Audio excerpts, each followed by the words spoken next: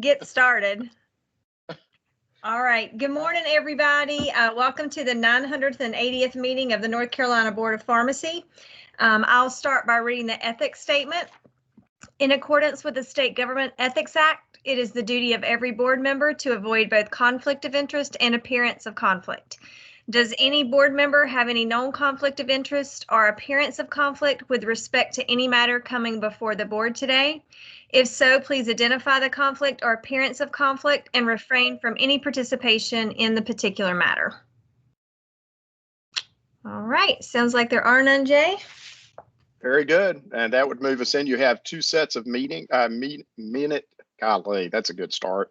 Meeting minutes that are in front of you, both the February 2021 meeting and retreat minutes, as well as the March 2nd emergency teleconference.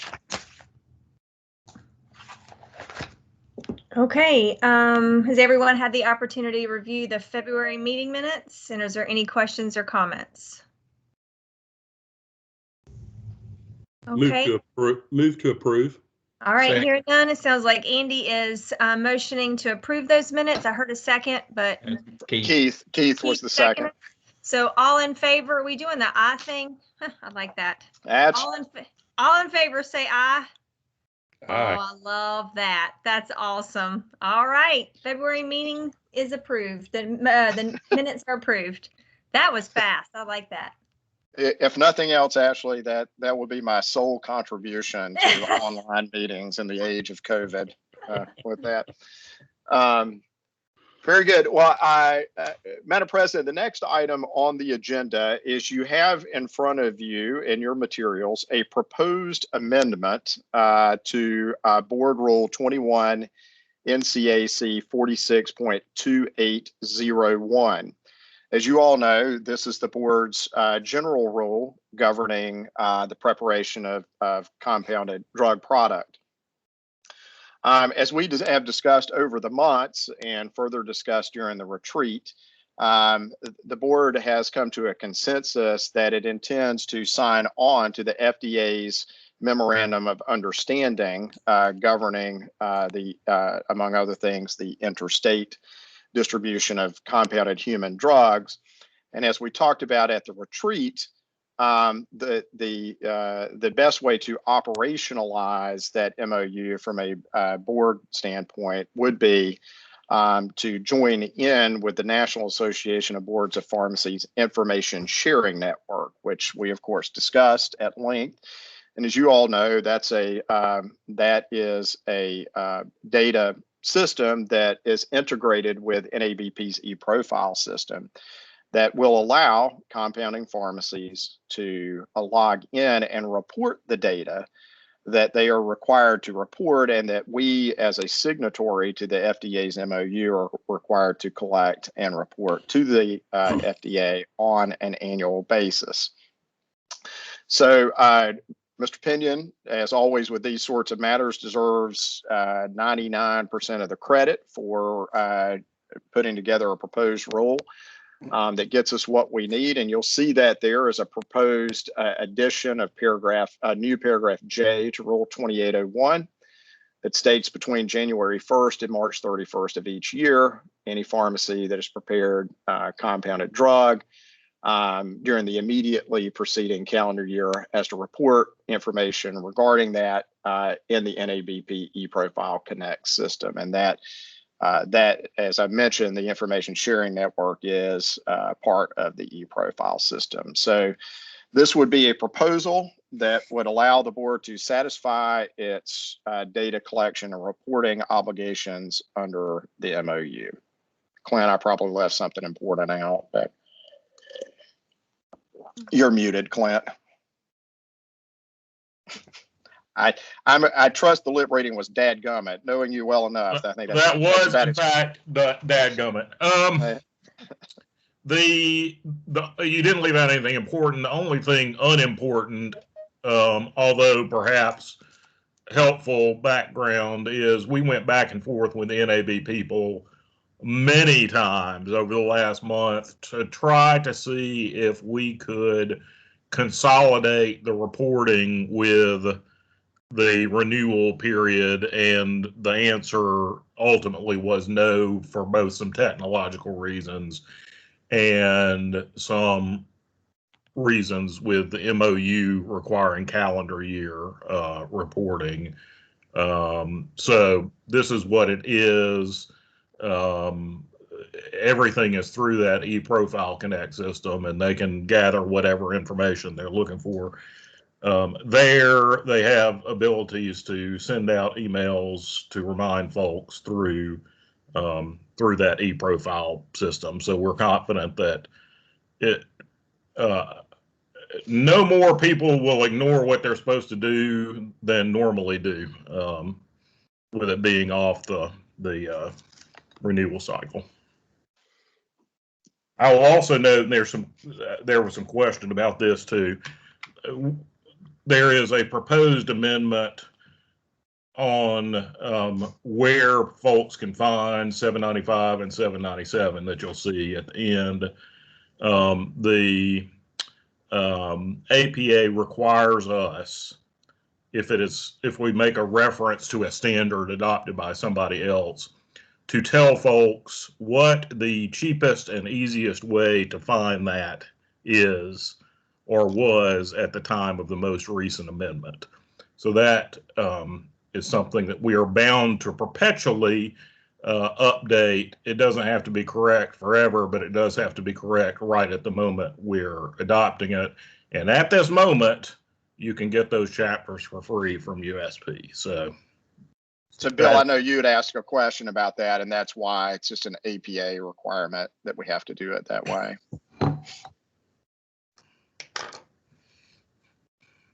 So certainly, any questions and comments, Madam President, or any of the board members on any of this? It also says they're available for review at the office, right? Or was that correct? Yes. No, it's still there, Bill. Okay.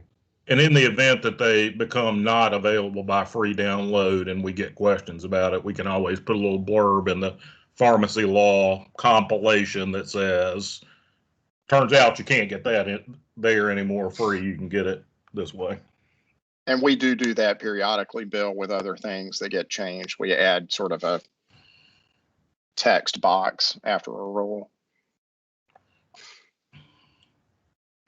All right, Jay, do we need to vote on this, or are we just taking questions right now? Well, right. So obviously, any questions, comments that anyone would like to engage in, and at the conclusion of that, if it were the desire of the board, what we would be looking for is a motion to approve publication of the rule for notice and comment.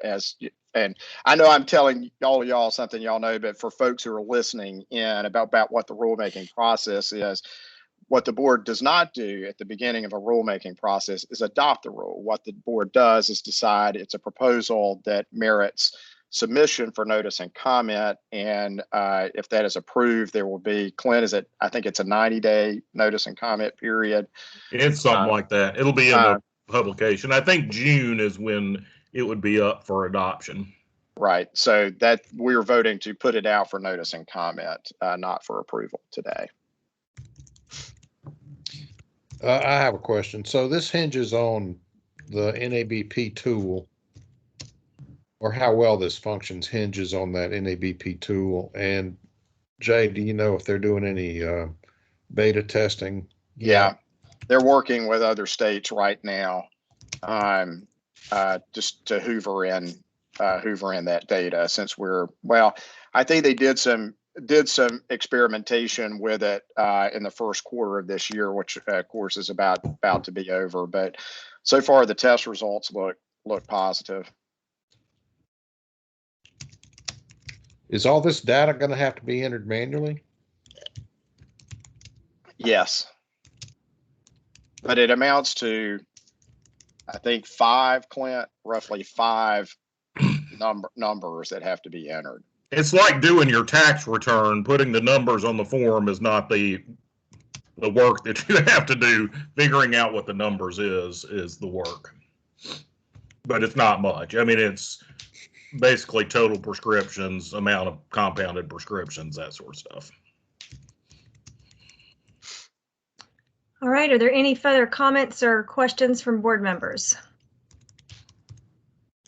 All right, so do we have a motion to approve this proposed amendment so we can put that out there for review?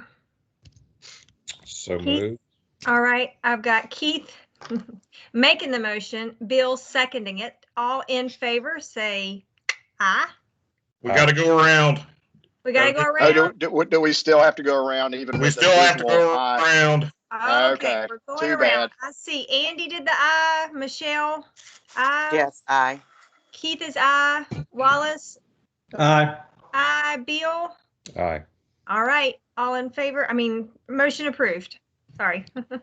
Very good. Thank you, board members. And so Clint obviously will get these filed appropriately at the Office of Administrative Hearings, and they will go, and the proposed amendments will go up immediately on the board's rulemaking page on the website with all the information about submitting comments on that. Thank you all very much. Next item is also at the retreat. As you all will recall, we had some discussion about the board's default policy statement concerning the implementation of Board Rule 1602C, which you all know speaks to candidates for licensure without examination.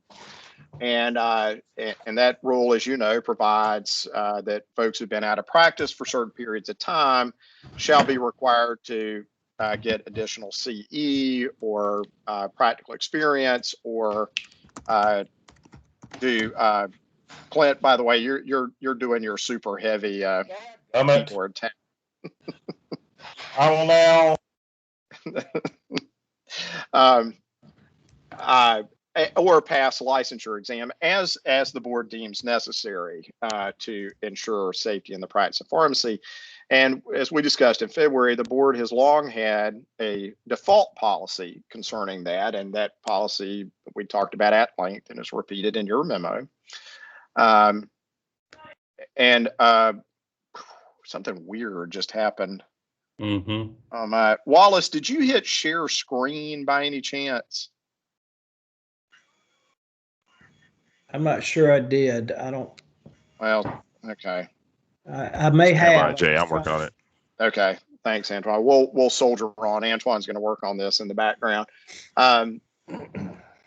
We have a default policy that's been in existence for quite some time about that, but one that we discussed at the retreat about applicants for licensure, and and there we go, we're back, and that only comes up in the context of a reciprocity candidate, a candidate who has been continuously licensed at the time they apply for reciprocity in North Carolina, although they may not have been actively practicing pharmacy. And as a result of that discussion we had, the direction to staff was to draft a proposed change to the default policy that would state that if an applicant for licensure without exam has been continuously licensed for at least 2 years prior to the time of application, they are not deemed to be out of practice.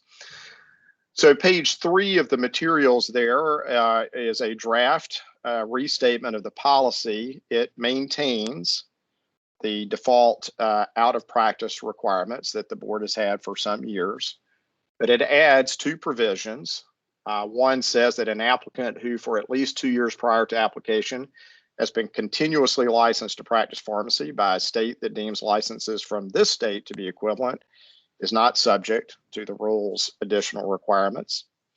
And a second addition that says an applicant who first obtained a license to practice pharmacy by a state, blah, blah, blah, less than 2 years prior to application, but has been continuously licensed since that time, is also not subject to Rule 1602C's additional requirements. So That second paragraph was not one that we explicitly talked about at the retreat, but it did occur to me as I was drafting. We could have somebody who was a brand new licensee, let's say for a year, and has been continuously licensed. It wouldn't make any sense to deem them out of practice for any period of time. So that's the proposed change. And of course, for those who are listening in to the public, a reminder that this is a statement of default policy. The policy continues to provide that any applicant who wishes a waiver or alteration of those baseline requirements can submit a request to that effect and can come before the board to discuss that waiver. And as board members know, that happens on a semi-regular basis. So that's all I got on that. Ashley? Anybody have any questions or comments about this proposed amendment?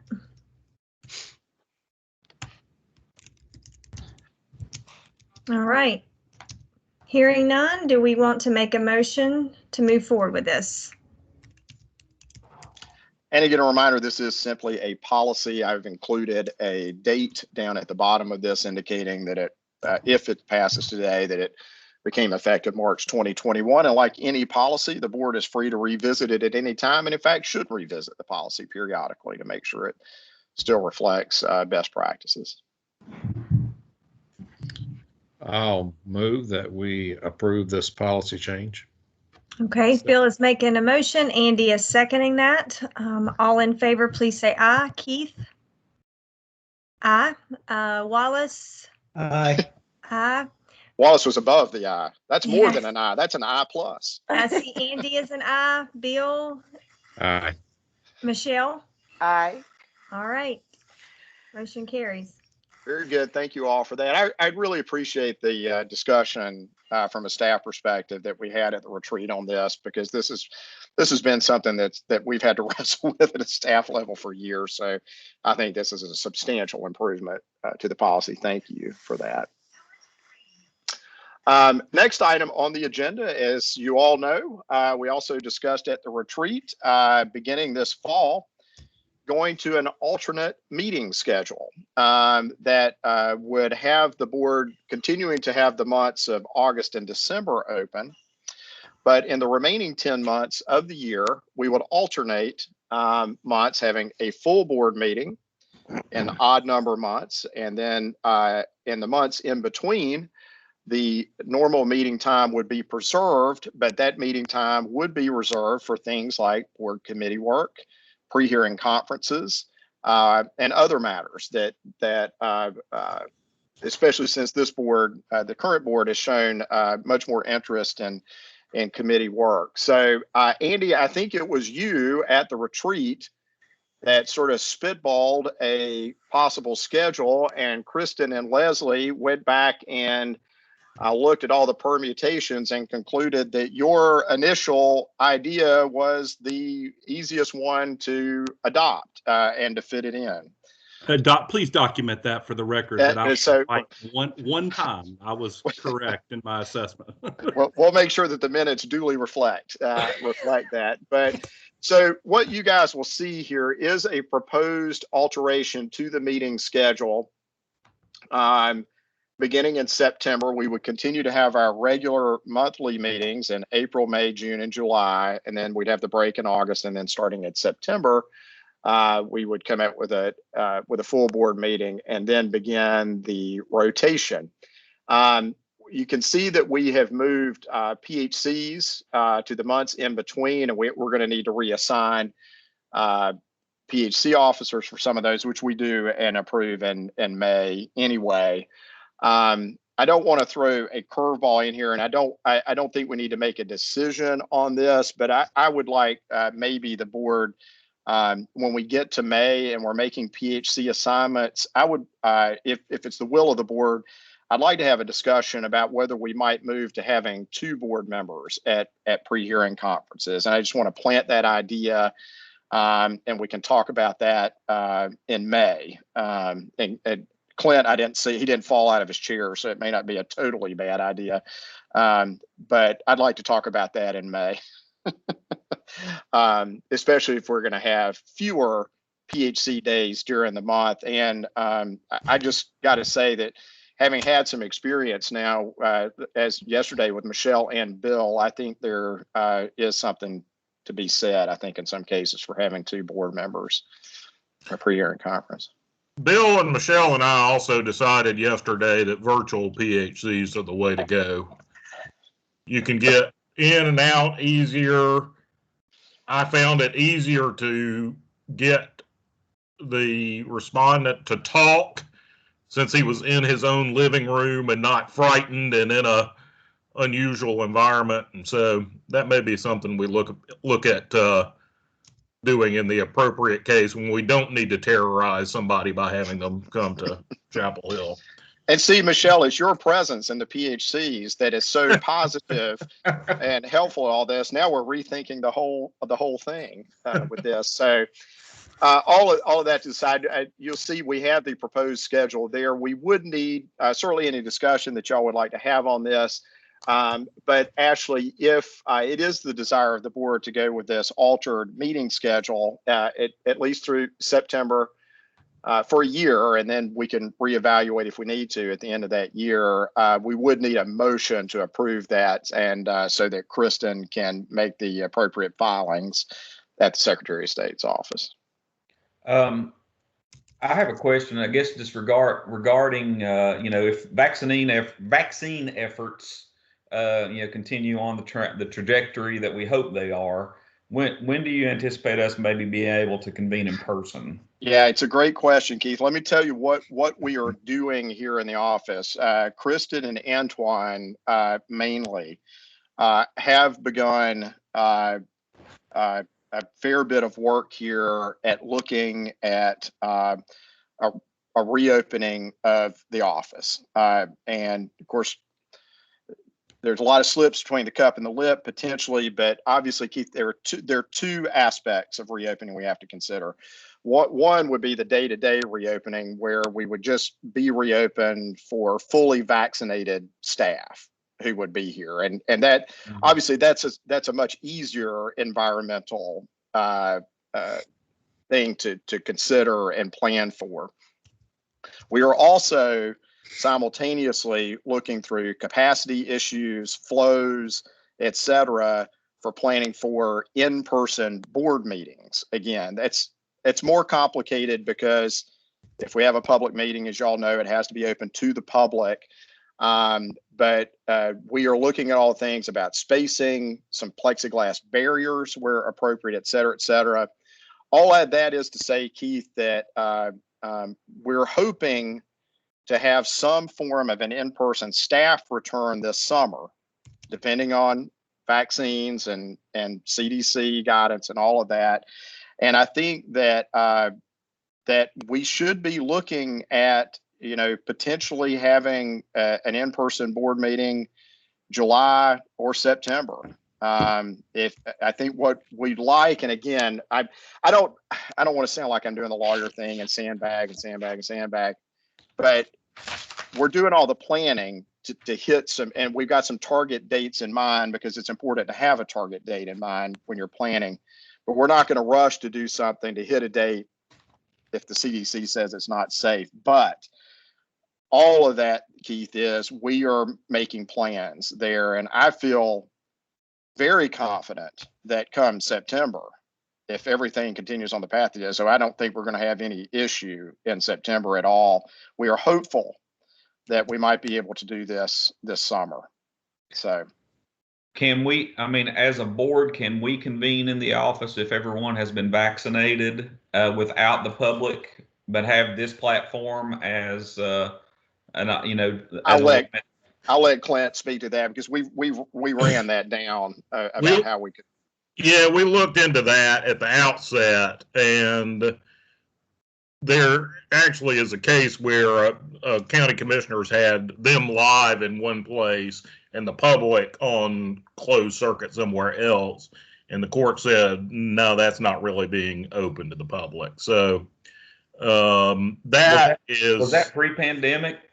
It was pre-pandemic, and so arguably it's distinguishable.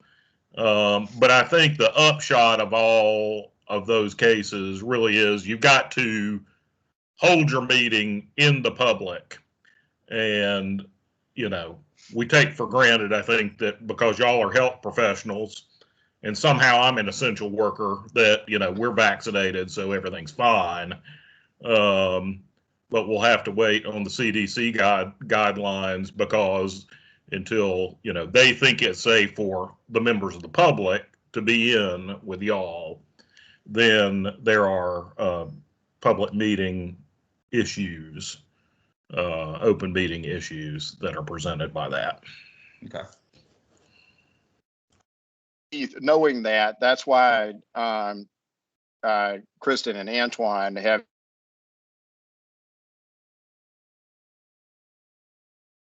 walked through flows and how would we do closed sessions with the public.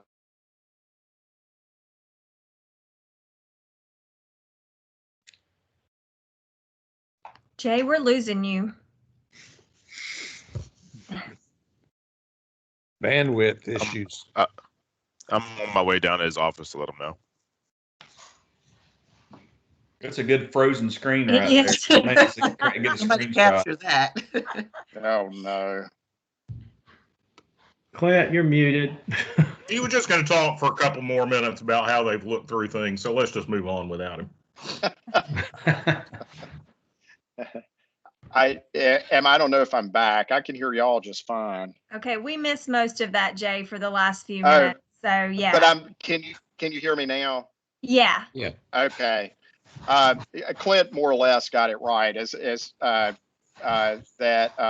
we're doing all the planning, Keith, and if we get to a point where it's safe, that we're confident based on CDC guidelines and with limited capacity, we can satisfy the Public Meetings Act, we're ready to move forward with that. And the other thing we'll do is, as we get more of this planning from there, we'll keep letting y'all know where we are on that.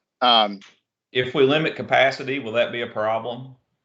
I don't think so. Interfere with somebody who wants to attend. I mean, Yeah, I'm being devil's advocate here. Sorry. No, it's right. No, you're not. It's exactly the right question to ask. And, you know, there's always a limit to capacity, because there are always potentially more people interested than can fit in the room. And in fact, we frequently have people sitting in the overflow room. So I think there's a fine line between, do you have to have your normal capacity in order to be an open meeting? Or if you let one member of the public in, is that, you know, are you satisfying the Open Meetings Act? It's somewhere in between there.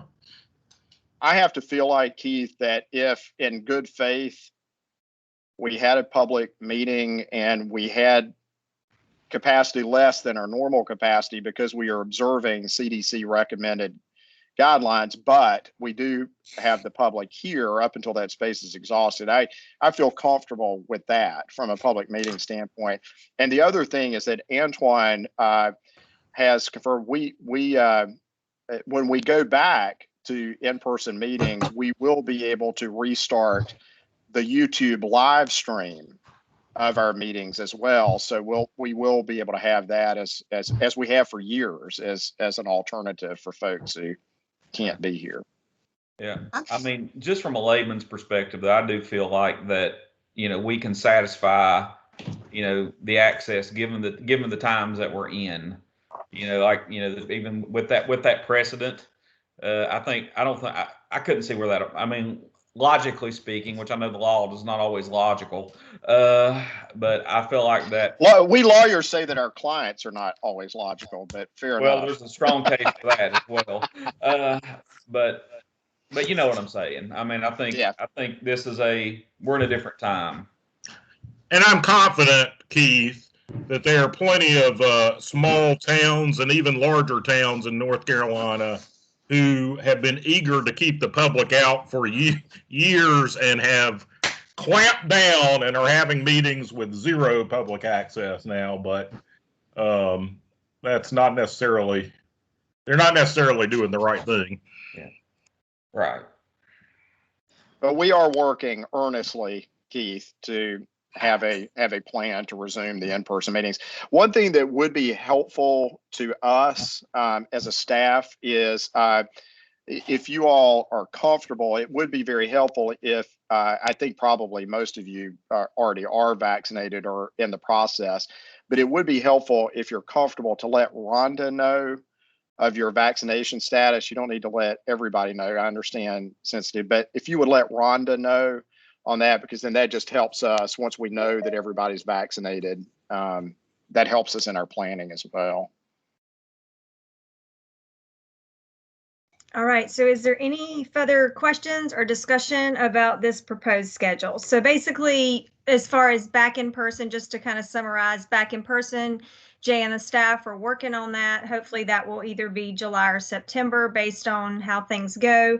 But we do need to vote on whether or not we approve this new schedule. And then I guess, Jay, in May, we'll discuss the option of having 2 board members at the PHC I conference. would. I'd look as since we're doing assignments, and that seems to me like the right time to maybe discuss that as a potential change in the process. Okay, anybody else have any questions or discussion on this schedule? All right. Oh, Bill, I think you're on mute there. Yeah, my clock decided it was time to chime in. So this is March. So are we going to start the schedule next month? Well, I think this No. was in August. No, we would start the new schedule at the September board meeting, Well, starting this I heard fall. you talk about discussing something in the May meeting. Right, that would be discussing the possibility of shifting pre-hearing conferences to having 2 board members instead of 1. Well, I'll make one comment. July 1 starts our fiscal year, right? That's correct. Mm-hmm. So, I mean, why don't we say this starts July 1, because we're going to skip August anyway, and that way we're doing it on the fiscal year and then put a finite end to it in a year, and just to make sure we re-examine it, and just see how it works, that kind of thing. That's not a bad idea, Ross, because fundamentally doesn't change anything because we'd be meeting in July anyway. So, right. Sure. It's semantics. I realize that. No, it's not. It's not. I mean, that's a very good suggestion that it's a relatable, concrete 1 year to make an assessment of this. Yeah. So that would mean like that to see us have an assessment on the other end of it too. Right. Just Yep. So that would mean we would have a regular meeting July 2021. August would be the break, and then we would resume the schedule that you sent over, Jay. Yeah, Just right. right. It doesn't change anything, but right, because we were going to have the July meeting. But Wallace is right; it does peg it to our normal operations year. Okay. Okay. Do I have a motion to approve this schedule? Okay, I have a Keith is motioning, and then Wallace seconded that motion. So all in favor, please say aye. Bill? Aye. Andy? He's Aye. got an eye there. Michelle? A slow I, Slow eye. as opposed to a I plus. Do you have some concerns that you want to share? I do. I think meeting monthly has a continuity that, sometimes I think we spend a little time bringing things back around because it's been a while. So I just think that monthly has a level of continuity. But that's it. But I'm on board. Okay. Well, Keith? I also have some reservations. I know we're in the voting process, but I'm willing to try it. That's the fact, that's a though, good place. Good way to say it, Bill. Thank you. when we get back together in person, I think we're going to miss the monthly interaction. well, just for the sake of comments, Ashley, I tend to, in total transparency, I've got, the same concerns, but I'm just willing to give it a try. Yeah, so I think that, we've got Bill, Andy, Michelle. Keith, is that an aye from you? Yes. And Wallace is Wallace, you're an aye because you seconded it, and I'm also Yes. aye. So I think we're going into this that we're approving it, but obviously we're going to revisit it after 6 months to a year to make sure this is where we want to be. Is that kind of where the consensus is from the board members? Yes. That's my perspective. I look at this as kind of an experiment to see how it goes, and if we don't like it, we switch it. And to point out what Michelle was saying, what I would call that a slow eye, I'd call that a lazy eye. That's just a lazy eye. Okay. Well, this is So, my but last year I do on want it. to, I do want to go on the record though as being, I am an I. Yeah. Okay, just for the record. Yes. Yeah. And Me I think too. everybody's an I, but it's just that this is new for everybody. And we've had so many changes over the last year anyway with COVID and having to do these virtually. So obviously this is another change, but we're going to just see how it goes. And then obviously we can go back to monthly meetings if this is not working for us. Well, I'll be off the board by then. Probably. Thank God. No. Strike that from the record. Please.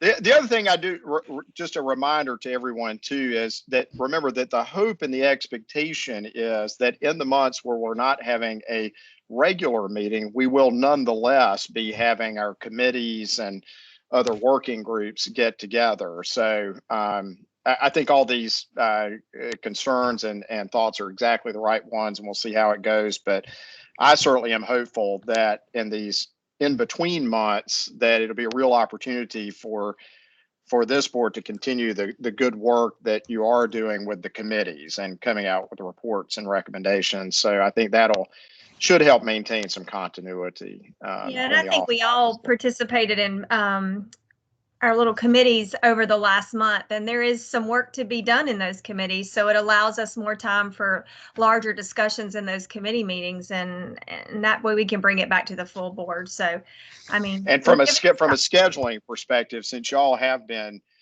eager to embrace committee work of that sort, having these dates available where you guys have already carved out the time, because they're so helpful to staff in getting these committees scheduled and meeting regularly. So we'll see how it goes. Yeah. My only comment for the record is I just want to make sure that we don't, by doing this, if we see that it's going to hold up business, for other pharmacists or pharmacies, then, we definitely need to quickly revisit it, because I don't want to, especially with PHCs, I want to make sure we're not holding somebody up, Right.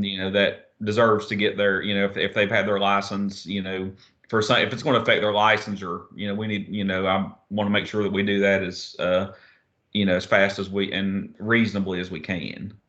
Yep. So Jay, this is something that we voted, and obviously we're going to give this a shot, but at any point in time, we don't have to wait a period of time to revisit this. If this is something that we are seeing that's not probably for the best. Absolutely. Yeah, okay. Absolutely. We need to have an approved meeting schedule. So because we have to report that to certain entities in government, but that does not in any way prohibit you all from coming back and changing that if you think you need to do that. Absolutely. Okay. I think you have to give like a week's notice that you're changing your regular schedule. Correct. That's correct. So you have perfect flexibility to do that. If you decide that's what we need to do, is no problem. And I think to Keith's point, we can kind of see how that's going. And if we feel like business is being held up or, we're not doing what we need to be doing, then we can obviously change that. So that's good to know that as well. Yep. If we're going to do some or all PHCs remotely, then we can go to a system where we have sort of an on-call PHC officer for the month and just cram them in whenever we can get them in, and move it even quicker. Well, I have just for a comment while we're all commenting, I have thought a lot about this since we've sort of touched on it as an idea. And I'm involved in one board that does this very thing. It has its regular meeting every other month and the College of the Albemarle Board of Trustees. And also our Board of Health does a very similar arrangement, except it's got an executive committee that meets every month. But anyway, there is, it's valid. What Michelle's talking about and whatever is truly valid in that the relationships and the things are not as much as they were in boards that I'm involved with that meet every month. There's, something to be said for that. And again, I'm willing to try it, but I think what I hear from everybody is that if we don't feel like it's working out well, that we don't wait a year to look at it again. Anybody can just bring it up and say, hey, I'm not sure this is such a good idea. And it's sort of right on the heels of all this whole year of not being able to get together. And, that's tough. I mean, it's really tough to create. You can't create relationships. I've said it before, but you can't create relationships the way we're doing this here. So anyway. Well, we can go to a ropes course on our off months. Yeah. That'll build teamwork. And Bill, you're going to open for Jay or vice versa. Good one. All right. Pig picking. Let's have a pig picking. Okay, so y'all are welcome to do that anytime you want to. all right, Jay. So I think since we voted, are we ready to move on to the Haywood Fund Committee? We certainly can. So one of the action items that came out of the retreat, as you know, was a committee to get together and discuss two items with respect to the Haywood Fund Committee. One is increasing or making a new contribution from the board to the principal of the Haywood Fund to increase the earnings that fund can generate to provide more substance use treatment, assessment, treatment, and monitoring aid to qualifying folks who need it. And second was to discuss a change to technician eligibility criteria. And that committee was Andy, Bill, and Michelle, and the staff liaisons to that were Ellen and Clint, as well as Rhonda and JP, I think were involved as well to sort of monitor the money piece of that. So Ellen, I don't know if it's you or Andy, Bill, or Michelle who wants to give the report. Ellen has provided the minutes of the committee in your handout. So Ellen, I don't know if you're the one that's going to take that over. Sure. I'm happy to. So the committee met and had good and vibrant discussion. And the suggestions that were made by the committee to bring forward to the full board were to add a $250,000 additional amount to the corpus. And so that was the decision made. Clint enlightened us about the guidance from Bob Saunders, who said that it's best to add it to the corpus to grow, and whatever is generated and spends off will be available for participants in the Haywood Fund program. And then the second piece of for consideration was to change the eligibility criteria for the technicians. And so as it stands currently, the eligibility criteria for technicians to receive funds from the Haywood Fund are that they have to have been registered as a tech for 5 years, and they have to have consistently stayed employed at the same facility for 2 years. So you've got to have been registered for 5 years, and then you have to have this 2 years employment at the same facility. So it's an and. There was much discussion, and the committee decided to consider making it an or proposition, so that the criteria would be 5 years of registration or having served 2 years at the same facility as a technician. So those were kind of the highlights from the committee. Committee, guide me if I've overstated, understated, missed anything. But those were the two pieces that were discussed and the recommendations that they wanted to bring before the full board. So, any questions? Alan, I think you stated it exactly. Ditto. Okay. Andy? Okay. Is there any confusion about the word corpus? Does anybody not know what that means? Do you want me to clarify, or meaning body or the initial large fund that was granted? Like originally the entirety of the grant was $1.1 million, and the 1 million was to serve as the corpus to generate the funds for the fund to operate from. And so the addition of the $250,000 to the corpus, to the $1 million, to serve as the basis or the body that will generate money for use by the fund participants. Does that help confuse, confound? Is that good? Any questions from other board members? Anybody? All right. Ashley, Jay. Thank you, back to you. Ellen. Mhm. Sorry, I was on mute there. That's all right. So do we have any more discussion regarding this? If I'm not mistaken, the request from PHP was to make an additional amount available immediately. And so that's why we had to have that discussion about, could we make it available immediately, or did it have to go back into the investment fund to then generate money that could be spent?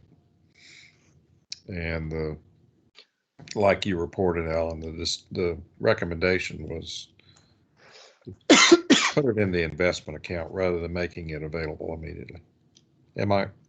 That's exactly right. As Bob Saunders advised, that it would be easiest to amend the initial agreement that was created to give the grant of the corpus. And so in just adding the 250,000 to the $1 million corpus, then it is creating, it's just an amendment to the pre-existing agreement. So that was kind of accounting wise, and that was the best way forward. So that's what the discussion was around at the committee, and then the decision to just add it to the corpus instead of making it kind of a grant to PHP.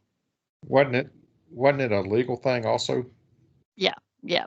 Absolutely. It would just be an amendment to the agreement to create the fund originally.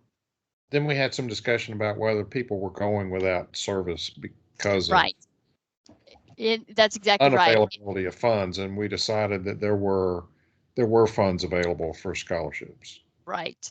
Cindy reported at our committee meeting a week ago that there was I believe it was like $129,000 available for to fund participants in the program.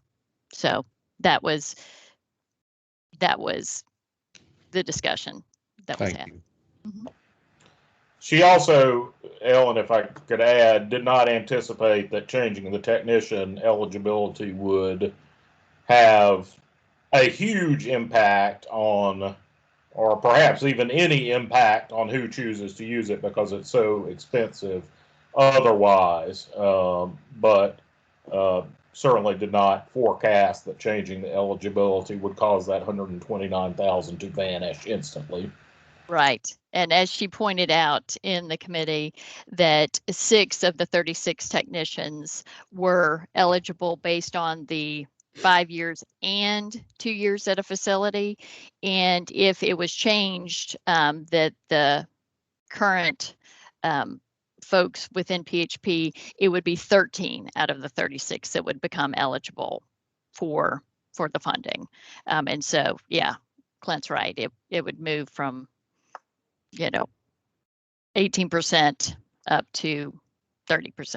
So that was the discussion that we had. And Cindy also made mention that not everyone who is eligible chooses to accept the funds or receive the funds. And just that was also a factor we discussed and considered. Thank you for those additional points. All right, any further discussion, questions? I believe Wallace might have one. He's still, Wallace, you're on mute. No, I don't have anything. Okay.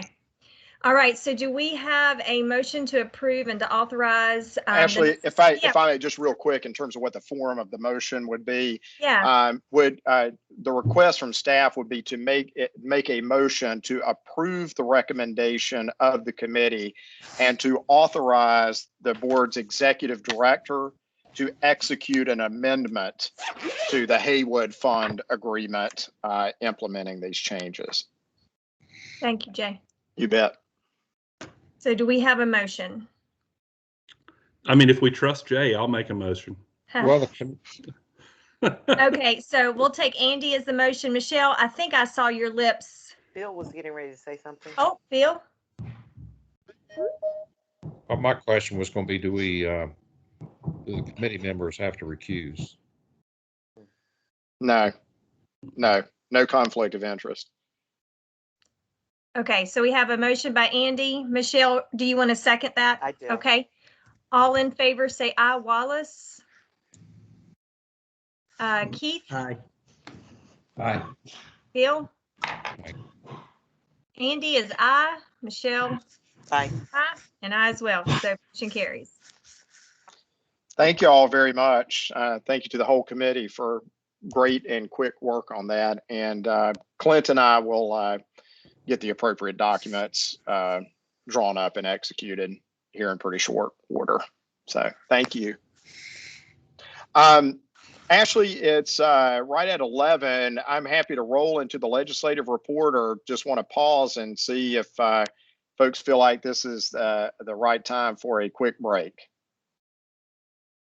Would y'all like to have a quick 10-minute break? All right, it sounds like we do, Jay. Everybody has large cups of coffee. So all righty, we'll be back in 10 minutes. All right.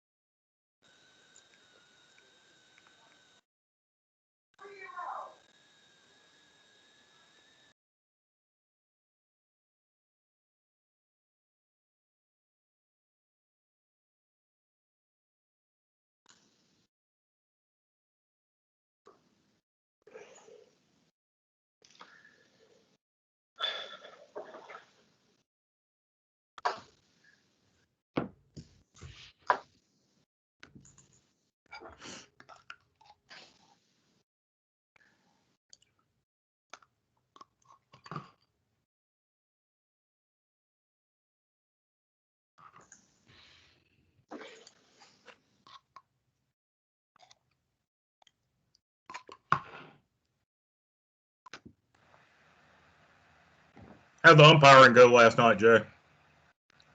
How did the what? Umpiring. Oh, Kern wasn't. No, he wasn't umpiring. He was broadcasting. Broadcasting. Oh, Yes. I thought you. Oh, you said calling. I thought you meant he was umpiring. I should have guessed. Yeah, play-by-play. Now that some high school sports are back, he's been doing high school football, softball, volleyball, and some baseball. So They know the volleyball rules enough to do it. I think he speaks in a lot of general terms when it comes to the play-by-play of the volleyball. That was a spike or something. He loves the softball though, because Cedar Ridge historically one of the few sports that Cedar Ridge tends to have a good team for is softball, and they played Chapel Hill last night. And when I got home, I clicked into his play-by-play, and it was the middle of the second or the top of the second inning, and Cedar Ridge was up 12-0 on Chapel Hill High School. So they mercy ruled it after 3 innings with Cedar Ridge up 20-3. You cannot beat the country girls at softball, that is for sure. I guess. but so Curran's senior year, the Cedar Ridge softball team went pretty deep in the state playoffs. And so he had a ball doing those. Sorry, Ashley, I think everybody's coming back on, and I'm sitting here going on and on and on. No, you're good. I'm not. I think Michelle. Yep. I'm here. Yep. And Video to come. all right. Looks like we're all good. We'll let you go into the legislative update. Great. So thanks you all. So several items to update you on with the legislature, and Clint's going to help me certainly with the first one here. The legislature has passed H-196, the modifications to COVID relief legislation. Section 2.9 of that bill confers authority on immunizing pharmacists to administer long-acting injectable medications to a patient who is at least 18 pursuant to a prescription order. And you guys have got it, you've seen it. It includes some record keeping and reporting requirements. It also requires the board, it doesn't require, that's the question, authorizes the board to adopt temporary rules to implement that section, and the section becomes effective October 1st, 2021. So we'll come back to some next steps here in a second, but there's another moving piece in all this. There's another bill, House 96, which I sent to y'all this morning, that I thought wrongly probably had sort of gone into hibernation because the injectable authorization and the COVID modification, but it is moving forward. And so H96, and Representative Sasser is the chief sponsor of that bill, is moving forward, and in fact is in the House Health Committee today, which would grant the ability to pharmacists to administer injectable drugs and would give the Board of Pharmacy a specific rulemaking authority on that. So that bill is still alive and moving. And so I don't know where we're going to end up here, because we have some authority that's on the table and has been passed, but sort of a different version of that that's still moving in the House. So I think we're going to have some rulemaking to do, probably. That I'm sort of not sure what that's going to be until we know which version here sticks, as it were. Clint, what did I leave out on that? You didn't leave out anything. The version that they're currently considering was the first version, and I believe it said long-acting injectables rather than injectables. Then they passed the COVID relief bill, trying to do the same thing, but in a completely different way, which one would think would have superseded this, but somehow it didn't. So I don't know what all that's going to mean, but we can't make rules until it settles down, because we don't know what we're making rules about. All of this, though, is, I mean, look, whatever happens, whichever version, and it is going to be a new authority and a broadened authority for pharmacists to administer drugs, and that is a good thing. And I think all of y'all know over the years there have been many requests about broadening the ability of pharmacists to administer injectable medications. So it's nice to see that going through. But we are just going to have to. We're just going to have to see which one of these sort of becomes the final version, and then we'll be in a position to figure out what rulemaking we need to do. And I imagine would be able to do that. You know, get what we needed done pretty quickly on that. But so that's where we are on that. The So temporary rulemaking process works quickly, so I think we could have them in place certainly could have them in place in October, adopting them in July. Yeah. So hopefully more information to follow at the next board meeting regarding what decisions are on that. Yeah, and waiting, Ashley, like I say, the House 96 is in the House Health Committee today. Yeah. And so I'm expecting to get an update sometime later today on what happened and where it looks like it's going. But Okay. yeah, it's all to the good. Yeah. All to the good. So this is not part of the COVID emergency. This would be a permanent rule, right? Yes, and in fact, Bill, what passed in the COVID relief modification is not limited to the period of the COVID emergency. If that one stays, that's a permanent authority. And then Representative Sasser's bill, H96, is not tied to any COVID bill at all. It would also be a permanent authority. Thank you. Mm-hmm. I know one of the questions that I'm expecting to come this afternoon might be some questions from a legislator or two about what the content of the current immunization certification training is. And I've reached out to Andy to let him know about that. And so he and I are sort of standing by. If anybody needs to talk about what the content of those courses are, we can give them anything they need on that. So we'll keep you posted on that. And let me get a direction point from you guys as well. After the retreat, of course, you all said as a board there was consensus about having a high level of interest in the ability for qualified pharmacy technicians to continue to be able to administer vaccines after the COVID public health emergency has ended, and therefore the PrEP Act authorization has gone away. I've done some reach out on that, and I think that certainly Representative Sasser would have an appetite for that. I would be interested, or would y'all like me to draft something up, or would you like me at a minimum send a letter to Representative Sasser and say, you know, we have this, that we're always walking this line that we're not allowed to lobby under the State Government and Ethics Act, but would you like me to send an official communication to Representative Sasser saying that the board is interested in that and stands ready, willing, and able to do whatever is asked on that front? How do y'all want me to handle that? I'd be in favor of that. It sounds like the right way to approach it, Jay. I would support that.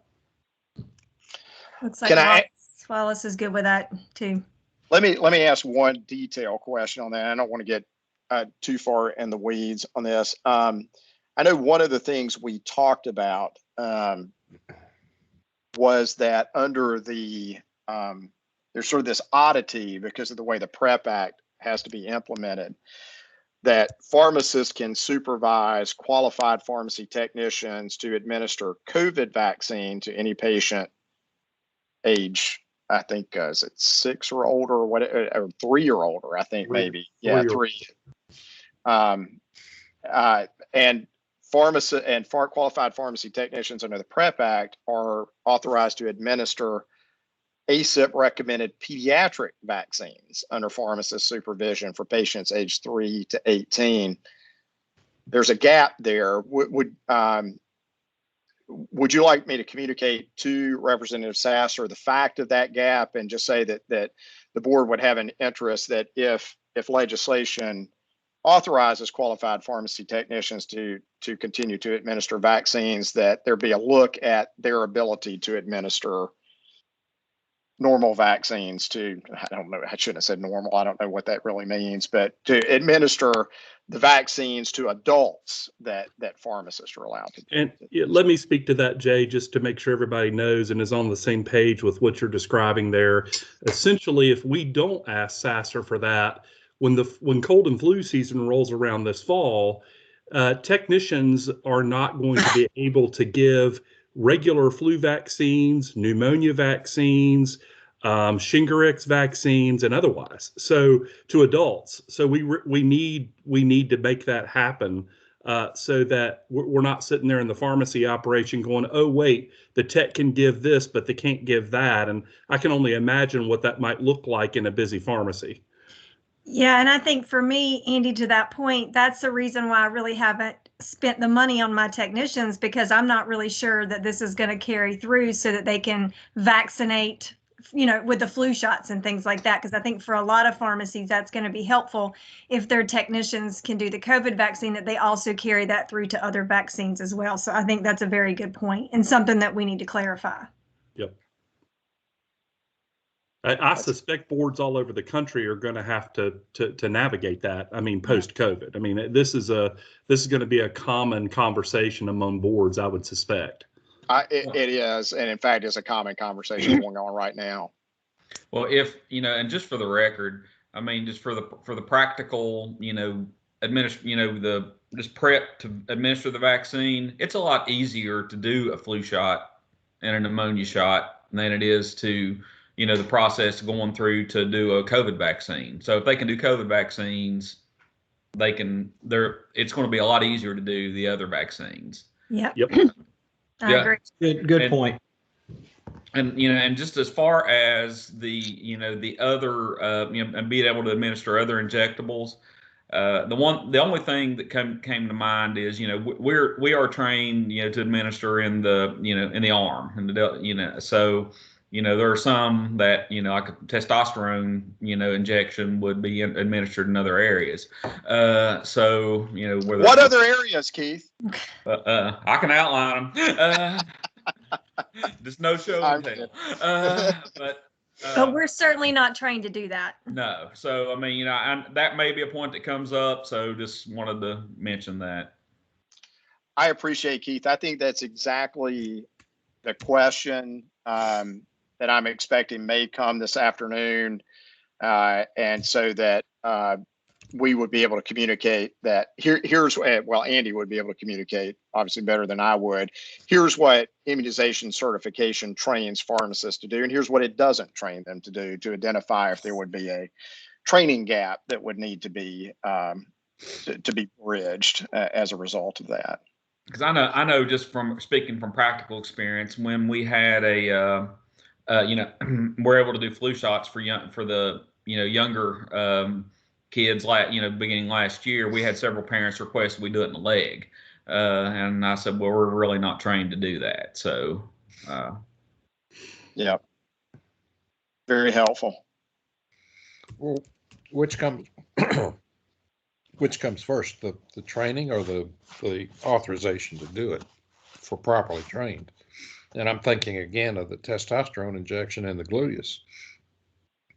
If you got the training and you got the place for privacy, why not?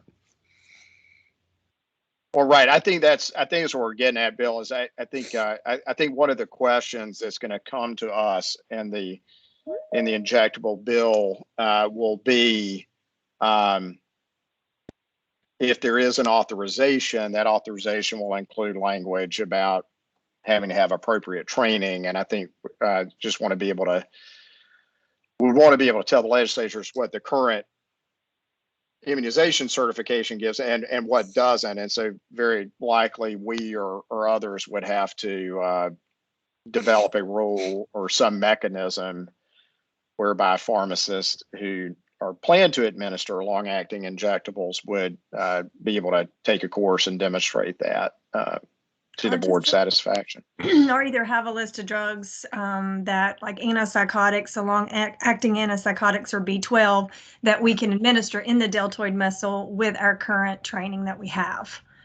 Right. So that some pharmacists, we may not have to have additional training, but a list of drugs that allows us to do that.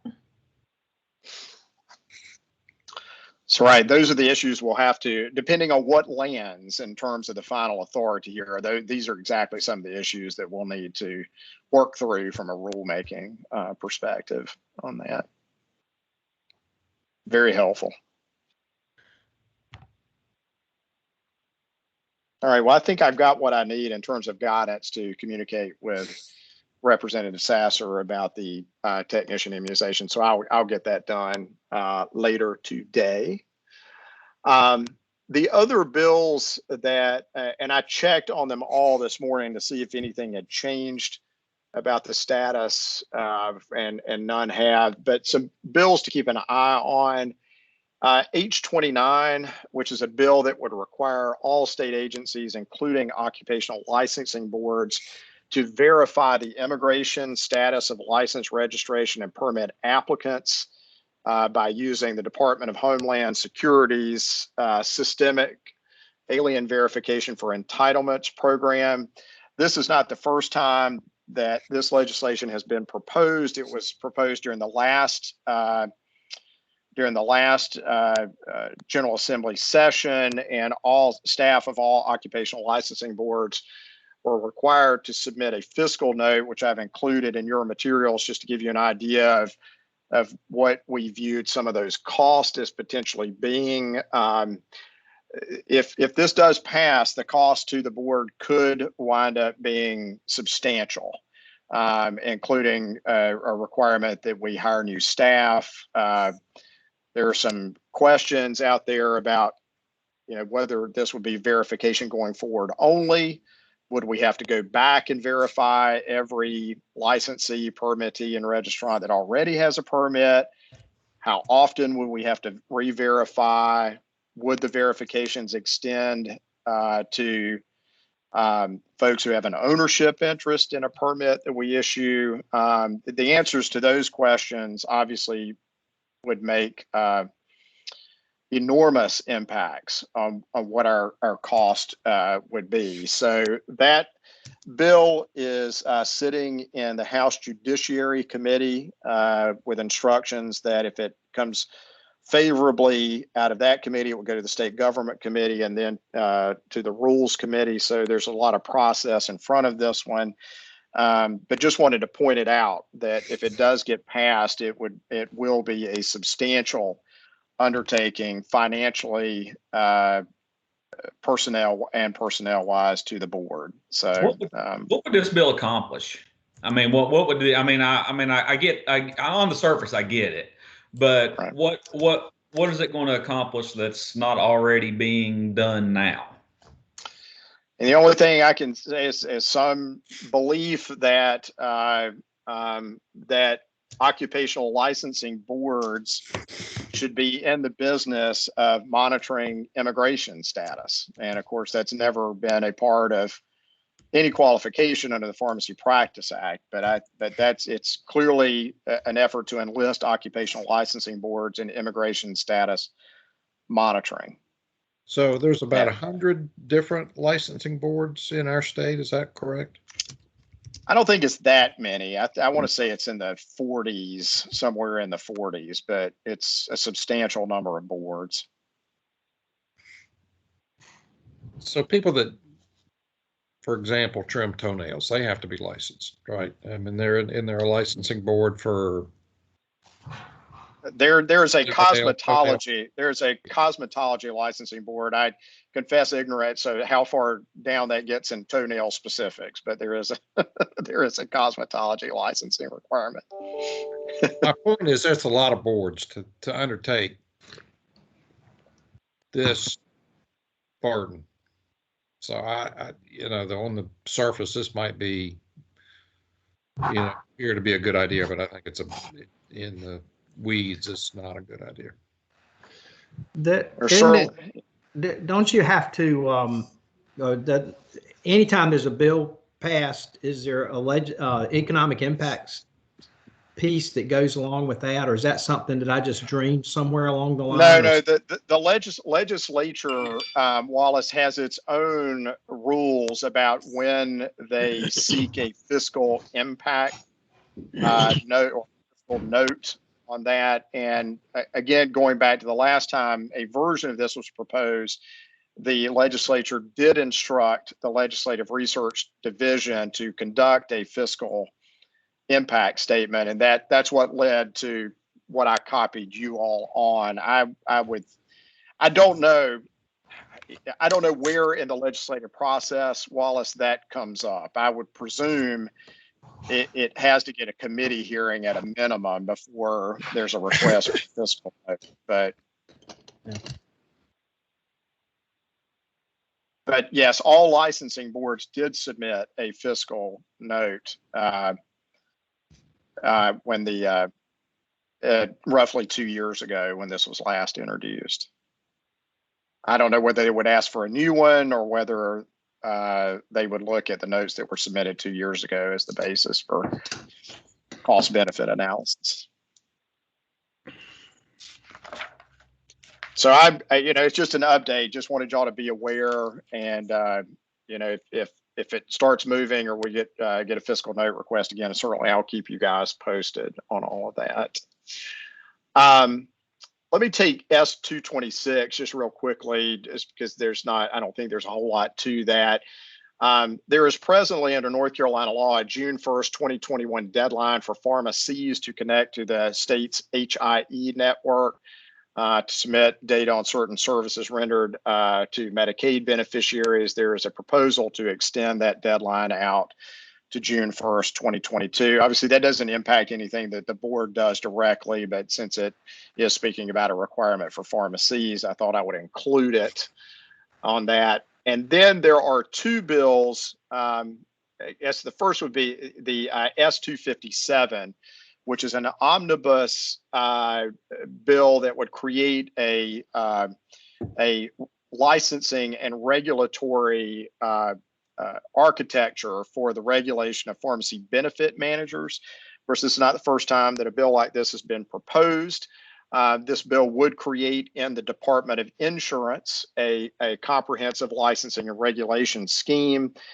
Certainly part of what this bill proposes to do is everything that the Arkansas Pharmacy Benefit Manager statute has done and that the Supreme Court upheld, as probably most of y'all know, in the Rutledge case. And then there are other things that this bill would require. I think that pharmacies are probably finding an awful lot to like in this bill about this regulatory scheme.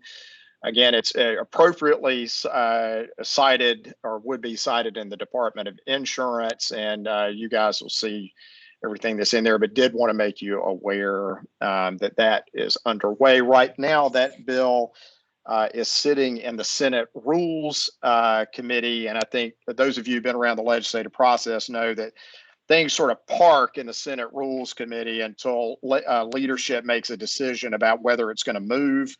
And then if that decision is made, it'll get turfed out to other committees. So I will certainly keep you appraised of where that's going. And then sort of related to that is House 178, access to prescription drug cost information. Representative Sasser is a primary sponsor of this legislation.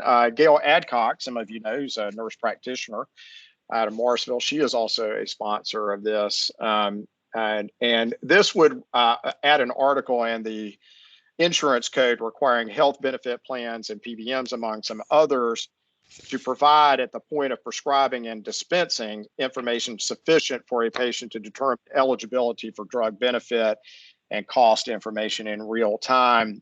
You guys who are practicing probably will have forgotten more about this than I'll ever know. I don't have any intelligent opinion about the technology to make this work.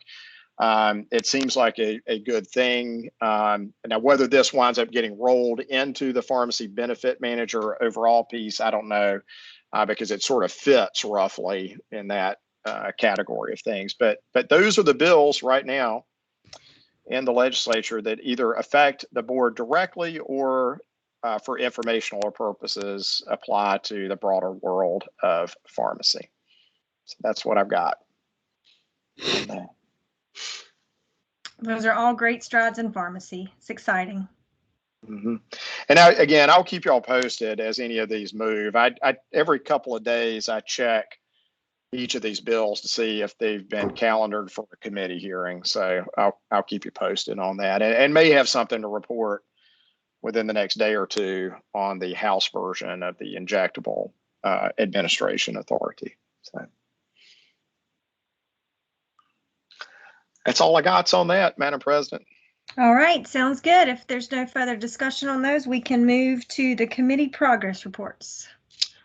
So obviously some of the things that you've already done today came out of the committees that were created as a result of the retreat. And there are other things that are underway. I'd want to just give a sort of an overview of where things are. And so the Telepharmacy Committee, which is Keith, Andy, and Wallace, and Clint and I are the staff liaisons to that. The Telepharmacy Committee has been directed to bring forward a recommendation on expansion of RMOE services to non-healthcare facility practice settings, and to do that by the April meeting.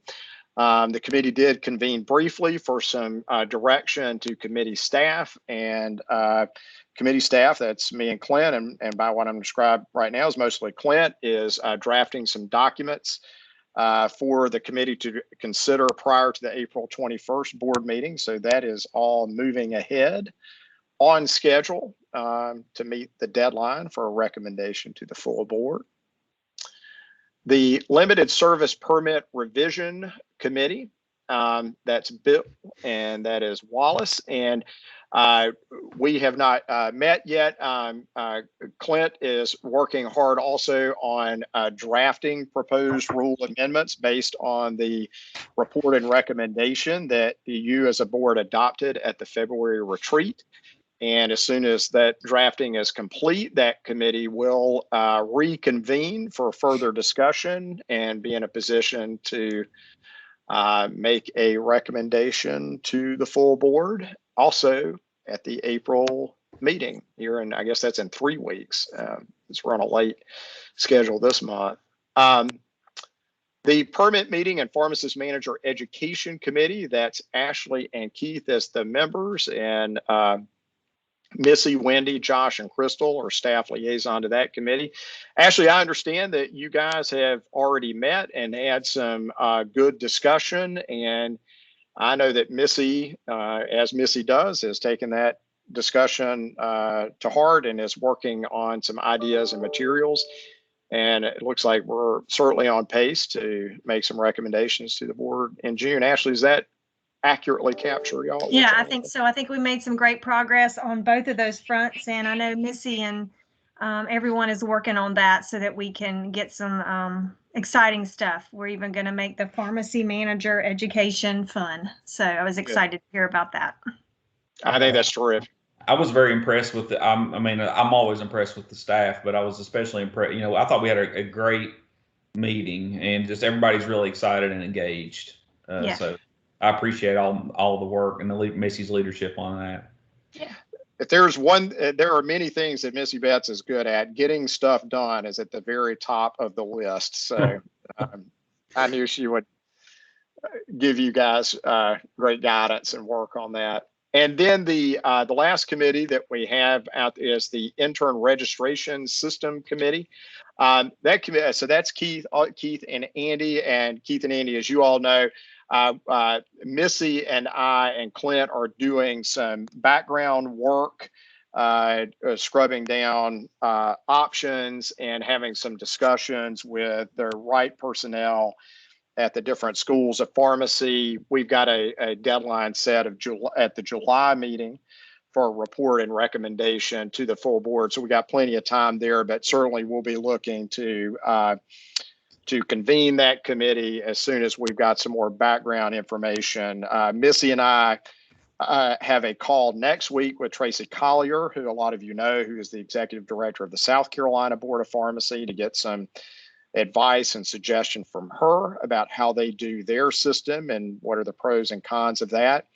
And then I think it's the same day, later that afternoon, Missy and I have a call with appropriate personnel at each of the 4 schools of pharmacy to talk to them about how their registrars provide, what they provide in terms of proof of enrollment and that kind of thing, to start thinking about for an intern registration, what would we require interns to provide, and make sure we're asking for the right things and asking for things that are convenient for the schools and for the students to obtain and produce. So we're moving on that, getting the background together.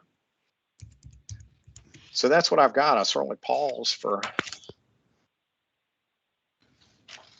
And let me say, I am super appreciative, as I knew you guys would be, but it has really been very easy to get all the board members and the staff to agree on dates for the committee meetings and get together and have good discussion. I'm very, very appreciative. I think we're really doing some good work here. And Ashley, by God, has set the deadlines, and we better meet them. Right, Ashley? Yes, sure. No, I think everybody's making great progress, and I'm excited about, I think those have been, some of these things have been, concerns for a while, and it looks like we're making great progress to get those worked out and everything. So I'm excited about that. So. Great. All right. If no one has any questions about any of the committee work, we can move on to Missy for licensing reports. I'm here. Good morning. Can you all hear me? Yes, Loud ma'am. and clear. All right, great.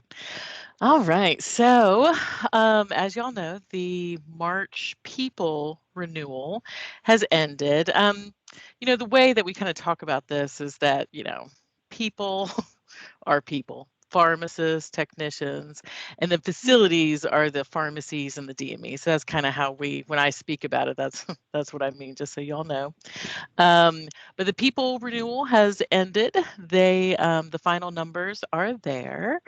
And as you can see, 97% of pharmacists renewed, 81% of technicians, 86% dispensing physicians, 73% PAs, 82% NPs, and 95% CPPs. And those are all, as they have been in the past year. So there really hasn't been any big changes. So it's important for us to monitor every year to make sure that there aren't any big changes, but everything looks like it should. So that's excellent.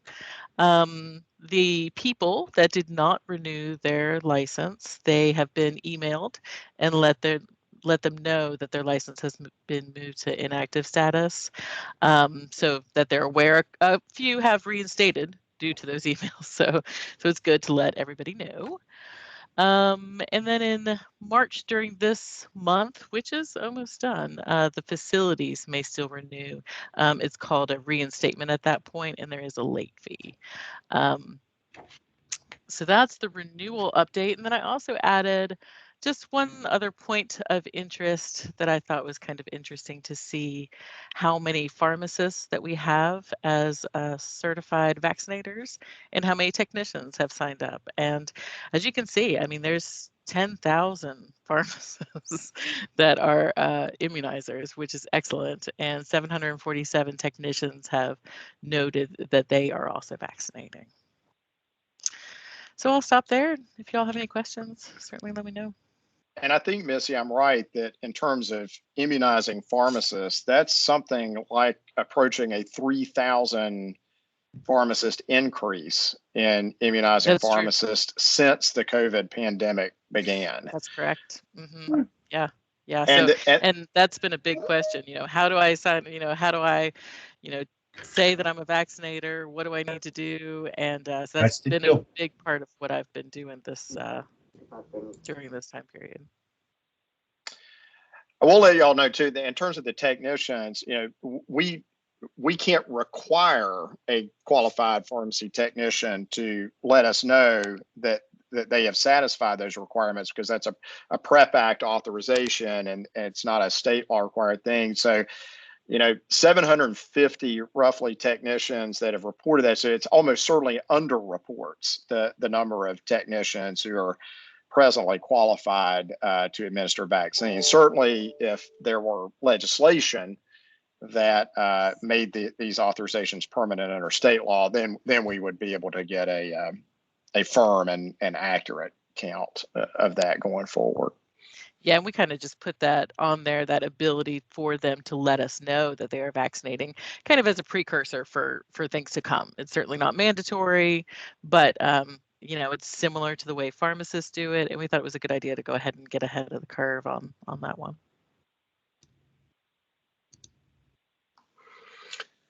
Happy to answer any questions. I have a quick question, Missy. As I recall, when we renew our license, we just state that we are a vaccinator. We don't have to have any proof of certificate for that, correct? That's correct. You just note it on there, and the pharmacists themselves are to keep the documentation.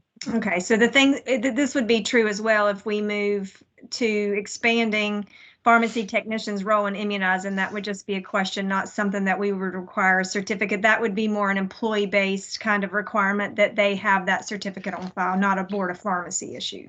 We could do it any way y'all wanted. Yeah, we could do it any way y'all wanted to. Depending, we could require an upload of appropriate documents or leave it to pharmacist manager responsibility and oversight. That's certainly something we can and would need to discuss if we got the authority to require that. And we can certainly cross that bridge when we get there. I just wanted to have that in my mind there. It's a great question, Ashley, because as with all things, we have to think about, how much documentation do we want to obtain and store up front versus have available for inspection. That's always a good discussion to have. All right. Thank you, Missy, as always. Right. Thank you. All right. It looks like JP is up. He is. Good morning, everyone. As Missy pointed out, February brought the end of individual renewals. And what we've seen from a financial standpoint was our conservative budgeting last year. We haven't seen the turn down in activity. In fact, we've surpassed a lot of the annual renewal budgets that we had set forth.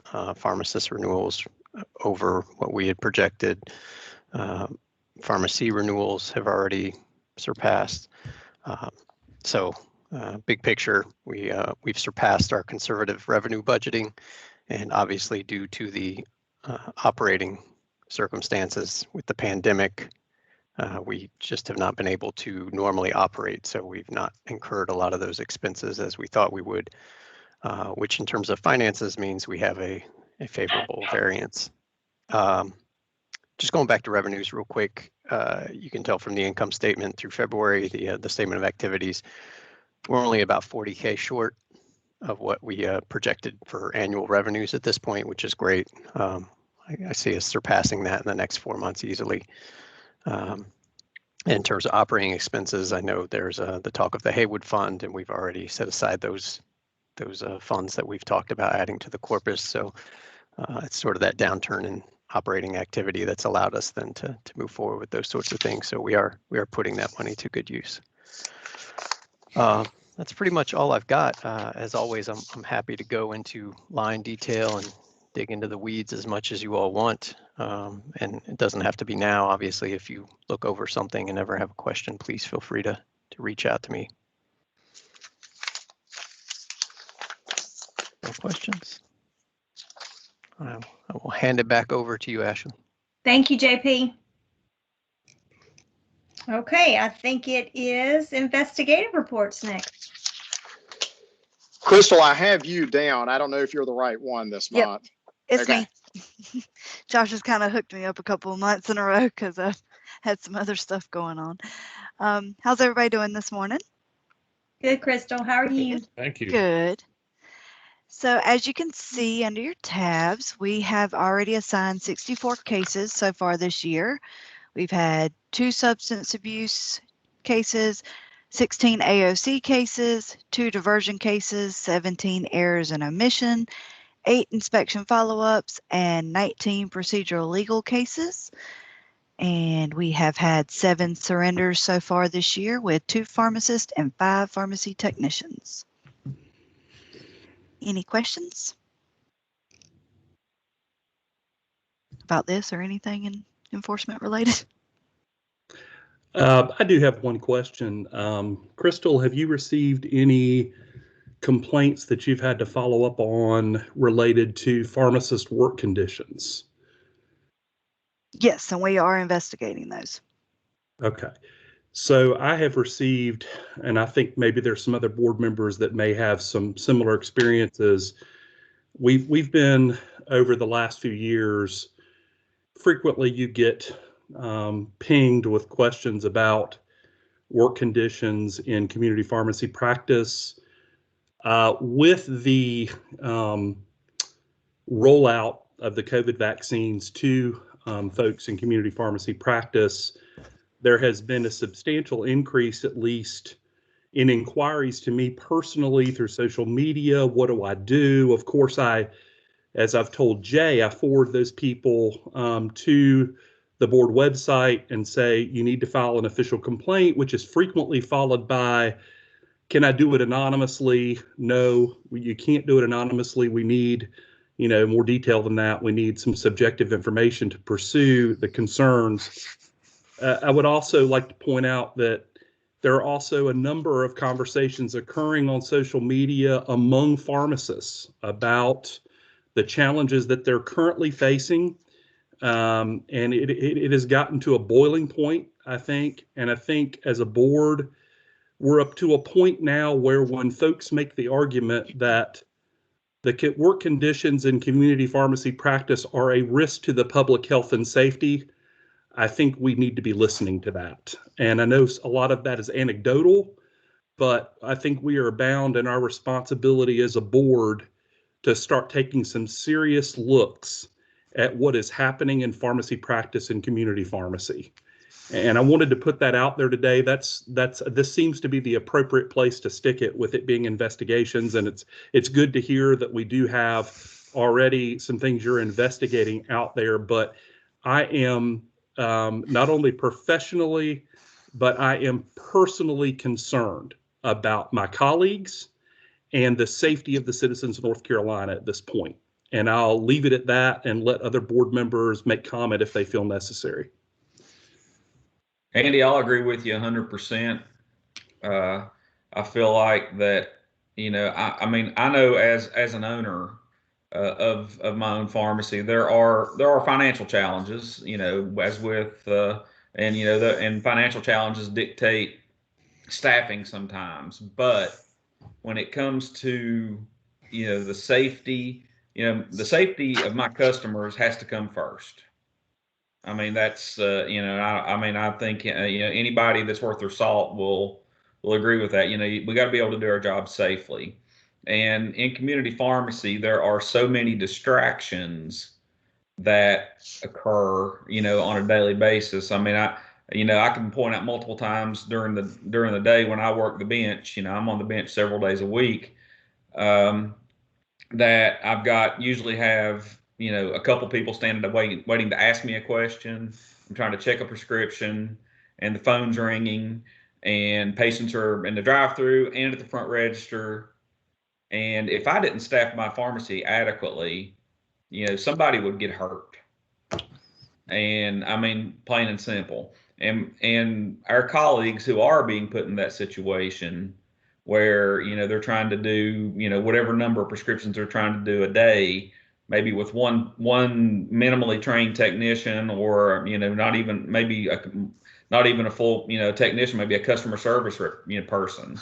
That's just straight up not safe. And I know we as a board, we can't dictate business practices per se. But if we don't do something to look out after, to address this issue, then none of us are worthy to be on this board. Amen. And I would like to add in that I've noticed in the last several weeks that there are a lot of pressure, especially with the COVID vaccinations, to add that workload into the already heavy workload of pharmacists. And there's pressure from, from the state. There's pressure from the federal government to get these vaccines out, which is extremely important, but it does add another level of stress when you already have to do your normal job plus add these in. And we all know that, for those of us that are giving COVID vaccines, that it's not just as simple as somebody walking in to get a flu shot. There's coordination, there's timing, there's scheduling that all has to be done through that. And that certainly has added for my own business a layer of extra stress. So I'm sure there's other pharmacists facing that same thing as well. And it's extremely important, but we do need to be mindful that we still have other responsibilities as well that are just as important. And I would default to Jay and Clint's guidance as to where we go from here. I don't know if it means forming some sort of ad hoc committee to look into the issues. I just want us to walk away from the meeting today with something planned to do that we can be working on in the next 4 weeks before we meet again. I think it's that significant of an issue, and not to use a campy phrase, and you see camels in my background, but the COVID vaccine rollout is basically the straw that's breaking the camel's back in community pharmacy. We've got folks that just are so excited to be able to provide those vaccines and help in this pandemic, but they're being asked to do it on top of an already difficult workload. And there hasn't, as I understand it anecdotally, they're not being provided with any kind of substantial increase in support to achieve the goals necessary to get folks vaccinated. And we've got to do something to help our citizens, to protect our citizenry, but also to help them. Well, and in this, I'm gonna add one more thing. In this day and time where we seem to be creating safe spaces for everybody, there needs to be a safe mechanism where pharmacists can come and report, unsafe working conditions without fear of repercussions by their employer. I mean, I know that's going to cut that, I do realize the downside of that. Well, somebody, you're going to get people with an axe to grind, but that just may be something we have to sort through as a board to be able to, we might have to weed those people out. But, I think in order to, that's our job, to protect the safety of our, of the citizens of North Carolina. So if we have to do some extra work on, with that, so be it. And, and I think one of the main ways we can protect the public is to, make sure pharmacists have, adequate working conditions, to be, and adequate staffing to be able to do their jobs effectively. And to Keith's point, and not to run this into the ground, but I do want to be clear. I can say, based on my experience, that I have had what I would call numerous pharmacists that have either indicated to me they have issues to report, but they fear for their job, and others who have either seen it firsthand or been involved in some way, shape, or form, someone that has stood up for practice standards and for what they feel is an appropriate amount of workload. And those folks find themselves in the crosshairs of the company that they're working for. And that is just not appropriate. So Jay, can I, got his hands up. Who had their hand Clint. up, Crystal? Clint's got his hand up, but Ashley, you're the president, your prerogative. Yep, exactly. Go for it. I just wanted to make something clear that may not have been clear. People can always anonymously complain to the board. The issue that the board has 99% of the time is a pharmacist will call and say, I have a problem with my employer and they're being mean to me and I feel like I'm unsafe. And the board staff will say, well, where do you work? And they'll say, I don't want to tell you that. Well, you can't investigate that. Right. That's our challenge, Keith. And I totally understand that, but I get it. is there a way where we can assure? I mean, you can't make 100% promise on anything. I mean, I'm not real smart, but I'm smart enough to know that. But there's got to be a way where people can't, say, okay, you're not going to get, we're not going to say who gave us this information, but we got to know in order to be able to investigate it. And is there a way that we can? Well, right. And folks, and we get that inquiry as well. Folks say, well, I'd be happy to tell you who I am, but I don't want you to tell the place if you go and investigate it.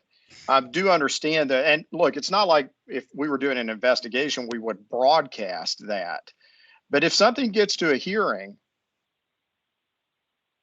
the person who's on the other side of the hearing has an absolute right to know what the source of the information is so that they can prepare for a hearing on that. So again, that's the standard that we tell folks is we are not going to broadcast that you made the complaint, but we cannot promise that your identity will remain concealed throughout. And as a matter of fact, if someone under the State Public Records Act, if I got a Public Records Act request today asking me about all complaints filed against, whatever organization, the Public Records Act requires me to identify the person who made the complaint. So we do the best we can in that, but do understand that it's not a desire on staff's part to try to create a situation where a complaining pharmacist or tech or member of the public, whoever it might be, feels that they're under some risk of retaliation. But there is a limit as to what amount of confidentiality that we can promise on that. Well, and I agree with that. If I had somebody accuse me of something, I would want to know my accuser so I can get a full context. Yeah. But at the same time, there just needs to be a way where, I mean, I don't know if it's something that the legislature would have to take up, or something we could, you as our liaison with the legislature could go to the legislature and say, we got a problem here. And we need a mechanism where where even if if it's some kind of law, I don't know. I'm just spitballing here. There is a North Carolina whistleblower statute that someone who and I don't know the ins and outs of that, but I do know that there is a North Carolina whistleblower statute that someone who feels that an adverse employment action were taken against them because they did something that the law allows and encourages them to do, they would have an ability to bring a whistleblower complaint. Now, I well understand someone saying that's all well and good, but if I get fired and then I've got to litigate for 2 years to vindicate that, that's not a great option. So, but I did just want to get out there that North Carolina does have a whistleblower statute. Now, obviously, the Board of Pharmacy doesn't have any role in the administration of a whistleblower statute, but there are mechanisms available for folks who feel that they've been retaliated against. Of course, that's something I think a lot of people may not know about. That when there is a complaint that is levied against, or somebody wants to complain, maybe that's something we could put out there that you do have these protections. And I get where people don't want to litigate that, want to have to spend 2 years litigating for their job, but people, that would be at least some level of protection people could be aware of. I mean, and if we can just promote that. Sorry, Keith, I didn't mean to interrupt you there. No, you're good. I just wanted to ask Jay, as far as we're concerned as a board, I don't believe since I've been on the board that this has really been brought up, but where are our guidelines at determining like workplace safety and things like that? I mean, I don't know that I really understand that. Can you speak to that for a moment as how we get involved in that? Well, right. There are two things. There are two specific rules that speak to workplace conditions. Number one is Rule 1811, Clint, I think I've got that number right. 1811, which says a pharmacist shall not fill or refill prescriptions at such a rate per hour or per day as to create a risk to the public health and safety. Now, obviously, that's not a number, right? That's a statement of a negligence standard, right? That in a case, if a patient were harmed or there was an extreme risk of harm created by conditions, the board would have to hear that in a disciplinary case and would make decisions about that on a case-by-case basis. I'm sorry, Clint, you want to save me from myself here? No, I heard you winding down, and I want to add to that. There used to be a number that was presumptively too much, and that number was 150 scripts per pharmacist per day, which automation quickly overtook as a reasonable number. And the number, of course, is going to be different between a community pharmacy and a mail order pharmacy somewhere. And so that number, I think the appropriate number would be impossible to gauge, and the board gave up on that years ago. But you do look at it as a case-by-case matter. And then the second, of course, is the rule that says a pharmacist cannot be required to work more than 12 continuous hours in a single workday, although it doesn't prohibit that. And says that a pharmacist who has worked for 6 hours on a workday is entitled to a 30-minute meal break and one other 15-minute break. So those are the two rules that speak. So in terms of prescription, although like I say that of the two, only the latter is really a prescriptive rule. It very clearly says here are hours and break requirements, and they apply across the board in all circumstances. And then the other way that these are dealt with, and these come up most often in pre-hearing conferences when there has been an error, board staff always, in investigating an error case, the investigation includes what was the staffing, what were we look at the volume for a period of time preceding and post-dating the particular error. And we bring all of those factors to bear in a case that comes for a pre-hearing conference, and all of that sort of factors in under a negligence heading that a pre-hearing officer can decide as part of deciding what the right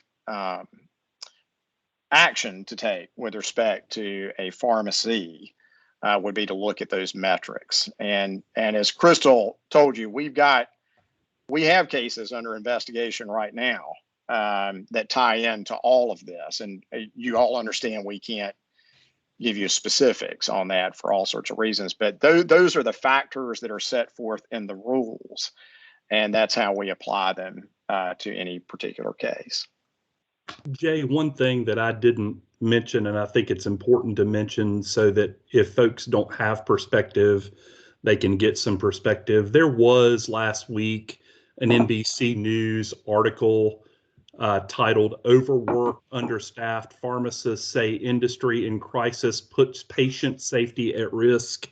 It was also on the Today Show. Look, we've seen national reports on things along these lines before. Most people will remember the Chicago Tribune article, research that was done as it related to prescription errors, missing drug interactions, and those types of things. And so I don't bring this up just because it's a national issue. My original concern here was what I was seeing locally in our state, but it is, I think, important for folks to know if you haven't seen that article and that story. I think it's worth a read to get some idea of what folks are reporting out there as it relates to the concerns with workload. I would also like to say before I shut up is when you talk about errors, and Jay, you mentioned errors, and it reminded me to say something about that. I think one of the other challenges that we have, and this is not just a North Carolina Board of Pharmacy issue, just like this issue in general, this is an issue for every board, is that we don't know anything about the errors unless they're reported to the board. And so in a situation like this, where we're concerned about understaffing, workload, patient safety, we have our arm tied behind our back because we can't see what could be the negative consequences of those issues, right? So errors that occur, we allow companies and pharmacies to have their own QA program, and that's great because it's non-punitive, and hopefully we learn from those mistakes. But when you get into a situation like this, where you might be looking for, well, so what's happening as a result of the understaffing and potential risk, we don't have anything to look at. And so I'd like to just point that out as a matter of fact, and I'll be quiet. So I just let me add quickly what Andy said. He is right. I mean, one of the challenges all boards of pharmacy have is difficulty and often impossibility of getting actual error data. And I have some very firm opinions about how state and federal statutes are being used to prevent regulators from getting data that I feel is crucial to our ability to carry out our regulatory mission. I mean, we expound on that, please. So if we decided we wanted pharmacists to report med errors, we'd be hindered in that? Yes. State law specifically says that we can investigate any error that is reported to us. But if the board investigator goes to a pharmacy and says, we would like a report of other errors that have occurred, we are only entitled by law to obtain other errors committed by the pharmacist that we are investigating within the past year that led to a hospitalization. There are two, I think, is a doctor's visit is one. Physician visit or physician death. or death. So if we ask for other errors committed by a pharmacist under that state quality assurance statute, we have no legal ability to obtain that data. The same is also true under a federal statute governing patient safety organizations. Just to be clear, even something as simple as you're looking at expanding telepharmacy rules and you would like to see some statistical evidence of the improvement in efficiency and decrease in errors potentially by having that operational in other states, we can't even get companies to provide us with information showing, look how much better job we do in the states that we allow remote order entry in community pharmacy practice. It's not even, we can't even get good data that would support the idea of a state like North Carolina doing something that other states are already doing, showing those efficiencies and saying, look, it works in other states. Can't get numbers. Jay has tried. So Andy, going forward on this topic, do you have a proposal about how we tackle this? I mean, how would we go about this? It seems like, you know, I don't know, I'm at a loss for words about how we go about this. What are your suggestions on that, and what would you like to see that we do? Well, I mean, I think one thing we might consider doing is forming an ad hoc committee right now. What that ad hoc committee does, I think we need to talk to Jay and Clint about what the objectives and what the responsibilities of the committee. I will dedicate, given my experience in community pharmacy practice, I would dedicate hours and hours of my time to do anything that I can to help in this situation. I know there's other board members that feel strongly, I'm sure, as well. Whatever Jay and Clint from a legal perspective feel is appropriate and something that we can do that might be measurable, that we can come back to the board with, I'm all for it. Now, if forming an ad hoc committee is not the answer, then that's fine too. But I want us to feel like we're setting the table in some way, shape, or form that we're going to do something moving forward, whatever that might be. So Clint or Jay, do you have any recommendations about what that, I mean, if we did form a committee, what that committee would actually look at? I guess that's where I'm a little gray in this area. That is also something that I'm gray on. I mean, the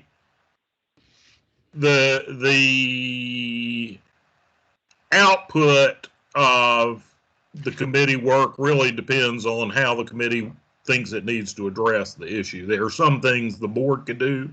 There are some things the board could not do and the General Assembly would have to do. And we've got, too few pharmacists doing too much work is perhaps a problem that's could be addressed from a number of different angles. So it really just depends. Let me suggest a plan, because I think Clint is right. I think I think having a committee to dig into these issues is a good thing to do. Let me suggest the following, though, to precede that might help sharpen up what we would want that what the charge to that committee would be, and that would be invite representatives from some of the organizations and entities about whom we receive the most complaint, whether those be anonymous or non-anonymous, and that we invite some of those folks to appear before the board to give you guys a chance to ask them some questions, get some immediate feedback in an open forum. And I think that would provide an opportunity for you guys to get some clarity, hopefully some clarity. That's certainly not guaranteed, but some clarity about what are the specific areas that we may need to do the deep dive on. And we could certainly, I'd be happy to work with whoever, Ashley, you direct me to work with, to come up with a list of invitees, and then we could invite them to appear at the April meeting. I think Wallace has his hand raised, so I want to give him the opportunity to speak there. I just wanted to say it's just interesting to hear this discussion and have sat through many discussions like this during the first time I was involved with the Board of Pharmacy. It's like how little things really change, but we have that.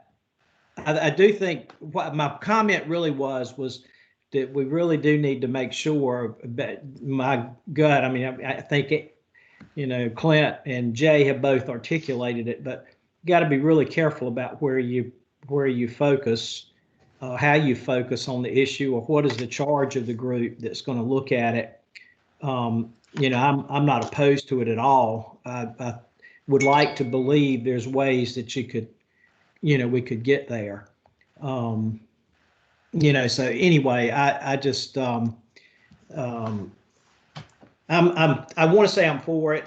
I'm for opening the door and looking at it, but I guess we just take the lessons learned through that suit and let that sort of define and focus what we look at and how we could be, what our strategy should be as far as trying to gather information, because it's valid. I've just had a situation where I know somebody that changed the job, and she was talking about just the numbers of resources they were going to provide just for the documentation. They were going to have to absorb the whole COVID vaccination piece, and with maybe a few hours of some additional tech time or something like that, and it just makes me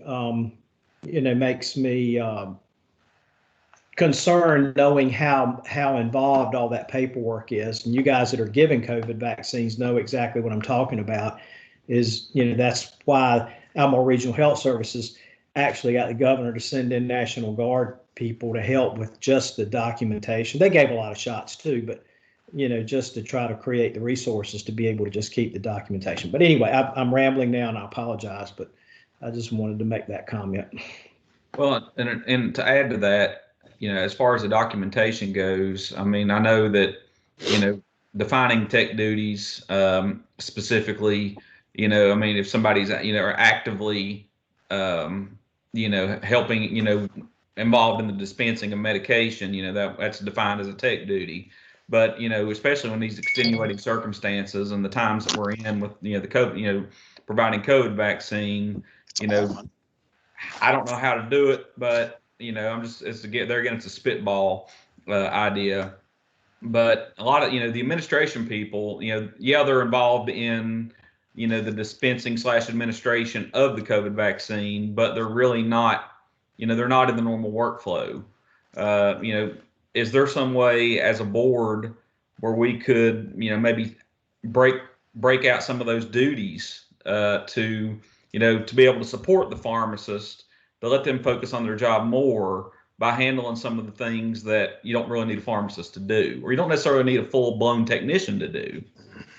I don't know if any of that made any sense or not, but I know what I'm trying to say. Ashley might, since she's been in the middle of all of this longer than I have, as far as the COVID vaccine, she may be able to expound on it. Yeah, I get what you're saying, Keith. I guess I'm struggling as how the board is able to define that. Like, what would be our job, Jay, in being able to define all that? Because I get what Keith is saying. I mean, personally, I get state vaccine, and the paperwork and the documentation is honestly 10 times harder than actually giving the vaccination. I'm just wanting to make sure, because this is a new discussion for me, trying to wrap my brain around where the board can step in and make recommendations or make changes to this. That's kind of what I'm struggling with right now. Yeah, there's an awful lot bound up in that. I'm not sure that I can give any sort of remotely comprehensive answer to that. But in terms of in terms of thinking, you can think about these. Look, these are global issues, right? There's an expression of the global issues that is worse, as reported to us in pharmacies that now have this increased load with COVID vaccination. I mean, part of that is what could the board do? The board could adopt policies about how it intends to interpret the technician to pharmacist ratio, where pharmacists or where technician that for the administration of vaccines and other things, and you could allow, you could say if you can have a higher tech ratio to do that. Now, if they about the other end of that is the complaint about, okay, well, if there's that opportunity, is the staffing going to follow? And making sure that pharmacists are able to supervise, although I think that what you guys have issued about how to supervise technicians who are administering vaccines has been quite good and quite helpful on that. But those are some of the things we could do. I'm a little bit leery to get in, certainly in an ad hoc way in this format, more any attempts to sort of parse out, well, this is tech versus non-tech, et cetera. But there are things you could certainly do or could consider doing about allowable tech staffing. Now, whether anybody actually exercises that to provide more staffing, I think that's probably the real $64,000 question that we hear a lot about. So Andy, back to your, bringing this up, what do you feel like? Is it a staffing issue that we need to address? Is it a technician ratio? I know it's pharmacist workload, but as a board, what's your recommendation for how we tackle this? I mean, I think there's a number of things at play. You mentioned some of them. I think technicians do play into this. I think, we have this issue in the profession that we've had for a long time, and that is advancing what a pharmacy technician role is, and pharmacists letting go of some of the things that traditionally they've held on to in a community pharmacy practice setting. You've got a great move with the potential for them to continue, hopefully after the PrEP Act is over, for them to continue as vaccinators. That's going to be helpful to pharmacists, I believe. But there's a number of factors here. I think, many companies have their own set of metrics and way that they determined how many hours folks get, whether it is technician hours or pharmacist hours. I think it ties into ratios when we start talking about someone coming to us with a request for a 5-to-1 ratio, and our tendency as a board at times is to look at that and go, wait a minute, Instead of another technician, what it sounds like you need to me is another pharmacist. And so there's a whole lot of things bound up in this, as Jay has said. And I think I don't know that I'm, as a singular person, the right person to determine what our goals should be here. But I think we need to have the conversation, and I think we need to get, as Jay suggested, some folks at the table so that we can talk a little more broadly about what's happening from company to company, assuming that they will provide some feedback to us. You know, I don't know what else to say to it other than I'm concerned, and I don't think that the issue's been there. As I said earlier, we've just added too much with the COVID vaccine, which is a great thing for pharmacy. It's a great thing for pharmacy to be able to be involved in help during this pandemic. But what I'm seeing and the messages that I'm receiving are that folks are overwhelmed and they're concerned that they're not safe to practice. And when they say, I'm not safe to practice, I'm a risk to the public health and safety, then I feel that it is my obligation to bring that to the board. So Andy, if Jay's good with it, I think that you're saying that we should go ahead and form a committee to discuss this and maybe bring some players to the table like Jay suggested to maybe start the discussion. Would that be good? Would that be a good option? I don't know what other board members feel about that. Support. Okay, I see Keith that is for that. Jay, do you have any comment on that? No, I first of all, let me say I'm getting text and other things saying that my camera is not working, which I would assume those are expressions of relief, not more than anything else. But I don't know why that is. I pressed the buttons, though, so I'm not hiding intentionally. Yeah. Anyway, what's that? It's a nice picture. Thank you very much. I think that's fine. What I would suggest, I wouldn't, if you want to designate a couple of members to start with here that I and Clint can meet with between now and the April meeting about thinking about who we might want to invite to come to the board, what kinds of questions we'd like to ask and get feedback on. I think that's a perfectly good start. To include NCAP, I would assume. I mean, it seems to me like this is as much a NCAP issue as it is a board issue. I certainly believe and have always believed that when you get into these issues, because, and look, inevitably the legislature has to get involved. There are things that the legislature can do that the board cannot do. And there are processes by which almost anything the board does almost certainly lead to that getting before the legislature. And so unquestionably, Bill, you are right. This is the kind of thing that an association does need to be involved in. Because as in all things, what's the old saw? For every complex problem, there's a simple solution, and it's wrong. That applies in spades here, and it involves multiple actors and multiple bodies. And I absolutely think the association has a role to play in this. And I remember my days working in a hospital, and there were days where you just absolutely got killed, and you can't staff for those days. And then there were days that went well, and with less staff. It's very complex. But Andy, I feel sorry for these people that, they ask for help and they just are ignored. And I don't know what the solution is, but I think conversation is the best place to start. So it does sound like that the board is in favor of maybe getting a committee where we have certain groups that are joining in discussion with that. So Andy, I know that your desire is to be on that committee. Are we going to call that Pharmacy Workload Committee? Like what's the name? We can call it the Committee on workplace safety issues. Okay. Perhaps would be the thing to call that.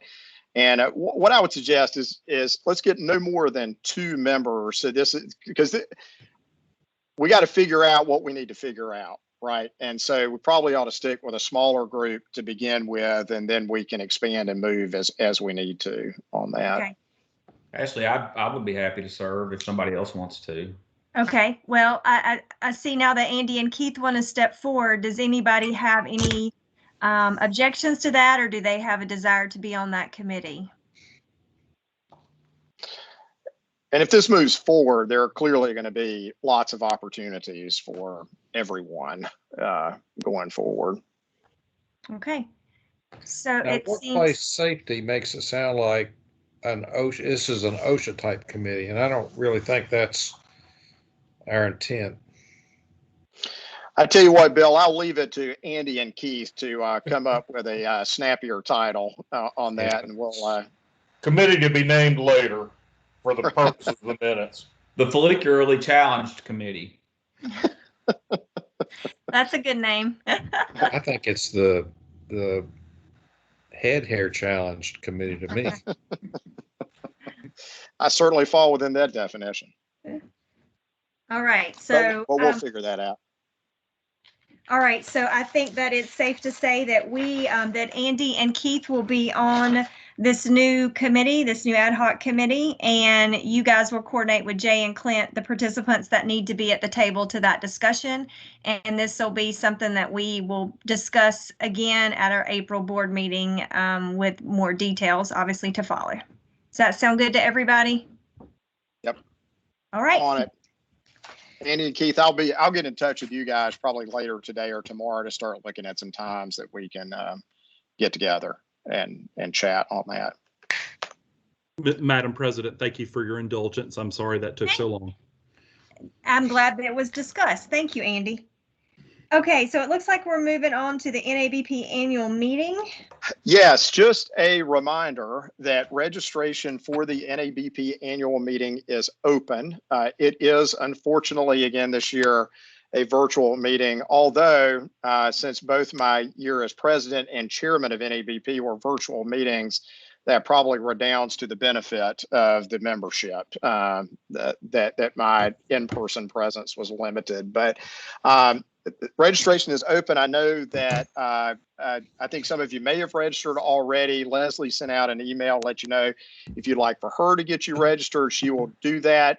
Ashley, I don't think I'm broaching any confidence. I would say if you are at all interested, let us go ahead and get you registered. I understand conflicts may come up, and that's fine. We'll deal with that, but would like everybody who has any inkling that they want to participate, please let Leslie know, and we'll get you registered. And if circumstance intervenes, then it intervenes. That's okay. And I know Wallace expressed an interest because he replied to all, and I'm happy to go ahead and sign up for that. And I was going to email Leslie after our meeting today. And I think I shared with you my biggest worry is that with the COVID vaccines, if I do first shots, I want to make sure I'm there for second shots. So, Listen, I'm going to do my best. Patient's health and safety comes first. Yeah. And if that's the reason you got a conflict, that's no problem of any sort. Okay, sounds great. So I'll let Leslie know, and then anybody else that wants to be a part of that, by all means.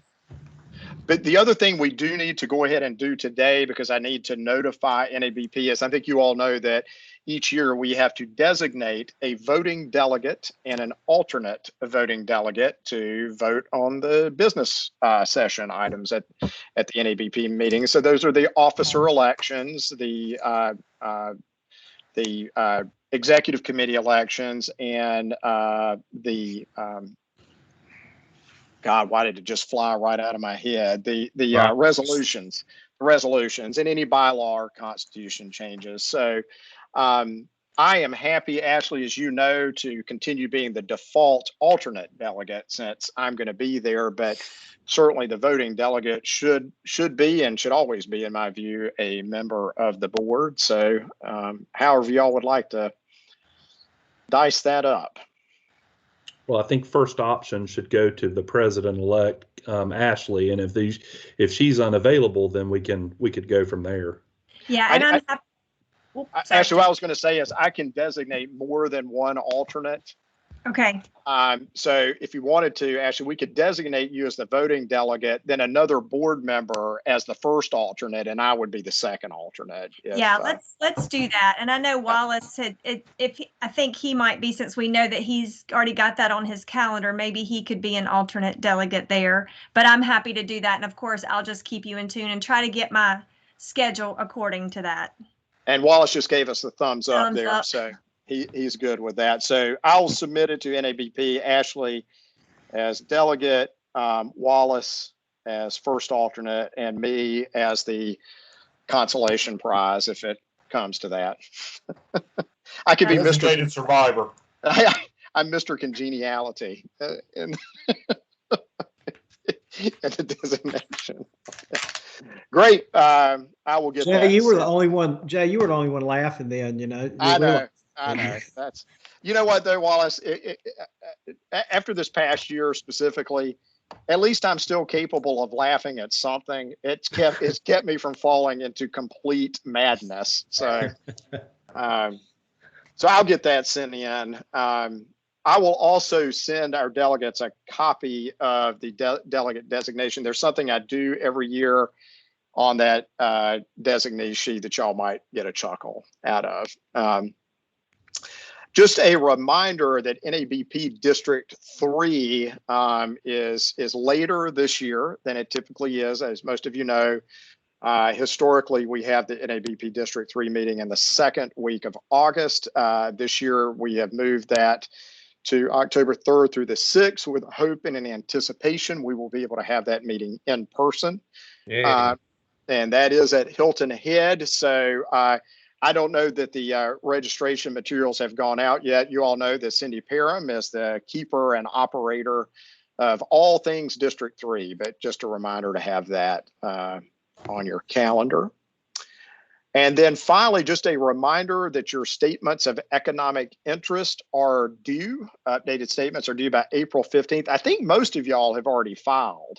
I think I've gotten the notice from most of you, but if you hadn't, I sent out some information on that. I'll resend it just so you've got it, but I expect that most, if not all of you, will be able to file the no change form, which is very, very simple. But to those of you who have filed, thank you very much. And the others who haven't, just you still got plenty of time, and I'll send out another reminder. And aside from consent agenda, and we do actually need to go into a closed session at the conclusion of the consent agenda for some potential summary suspensions. But that's the last agenda item other than the consent agenda. Okay. So I think on our agenda, we have the pre-hearing conference and then also to the consent. Is there any questions or discussion about those items? Is there a motion to approve those items on the agenda? So moved. All right, we have a motion from Bill. Second. A second from Michelle. All those in favor say aye. Keith? Aye. And I've lost Wallace. Maybe he can hear us. We'll continue along the roll call, and if we have 5 votes, then we have it. Let's see. Bill? Aye. Andy? Aye. Michelle? Aye. And I as well. So Jay, it looks like we have 5 on that. So very good. Ashley, for the so it is stated on the record, do I have your authorization to sign the approved consent orders on your behalf? Yes, absolutely. Thanks. And I look forward to continuing to use your checking account as well. It's going to be a delightful Easter basket for the Campbell. Yes, kids. I'm sure it will be. So that would conclude then the open session agenda items. As I say, we would need a motion to go into a closed session to consider potential summary suspension. I'm sorry, Clint. You're muted, Clint. Dadgummit. The one thing I wanted to say before that is what we've said in the past when we had closed suspensions. We have members of the public on here. We will go into closed session. We will then close you out. The only item that will be taken up when we come back from closed session is a motion to adjourn. Everything else will be ruled out of order, so you are not missing anything. All right, so do we have a motion to go into closed session? So moved. Andy's. Wallace, got a second from Wallace. All those in favor say aye. Bill? Andy? Aye. Michelle? Aye. Keith? Aye. And Wallace? Aye. Aye as well. So we are moving into closed session. Thanks, everybody. Do y'all need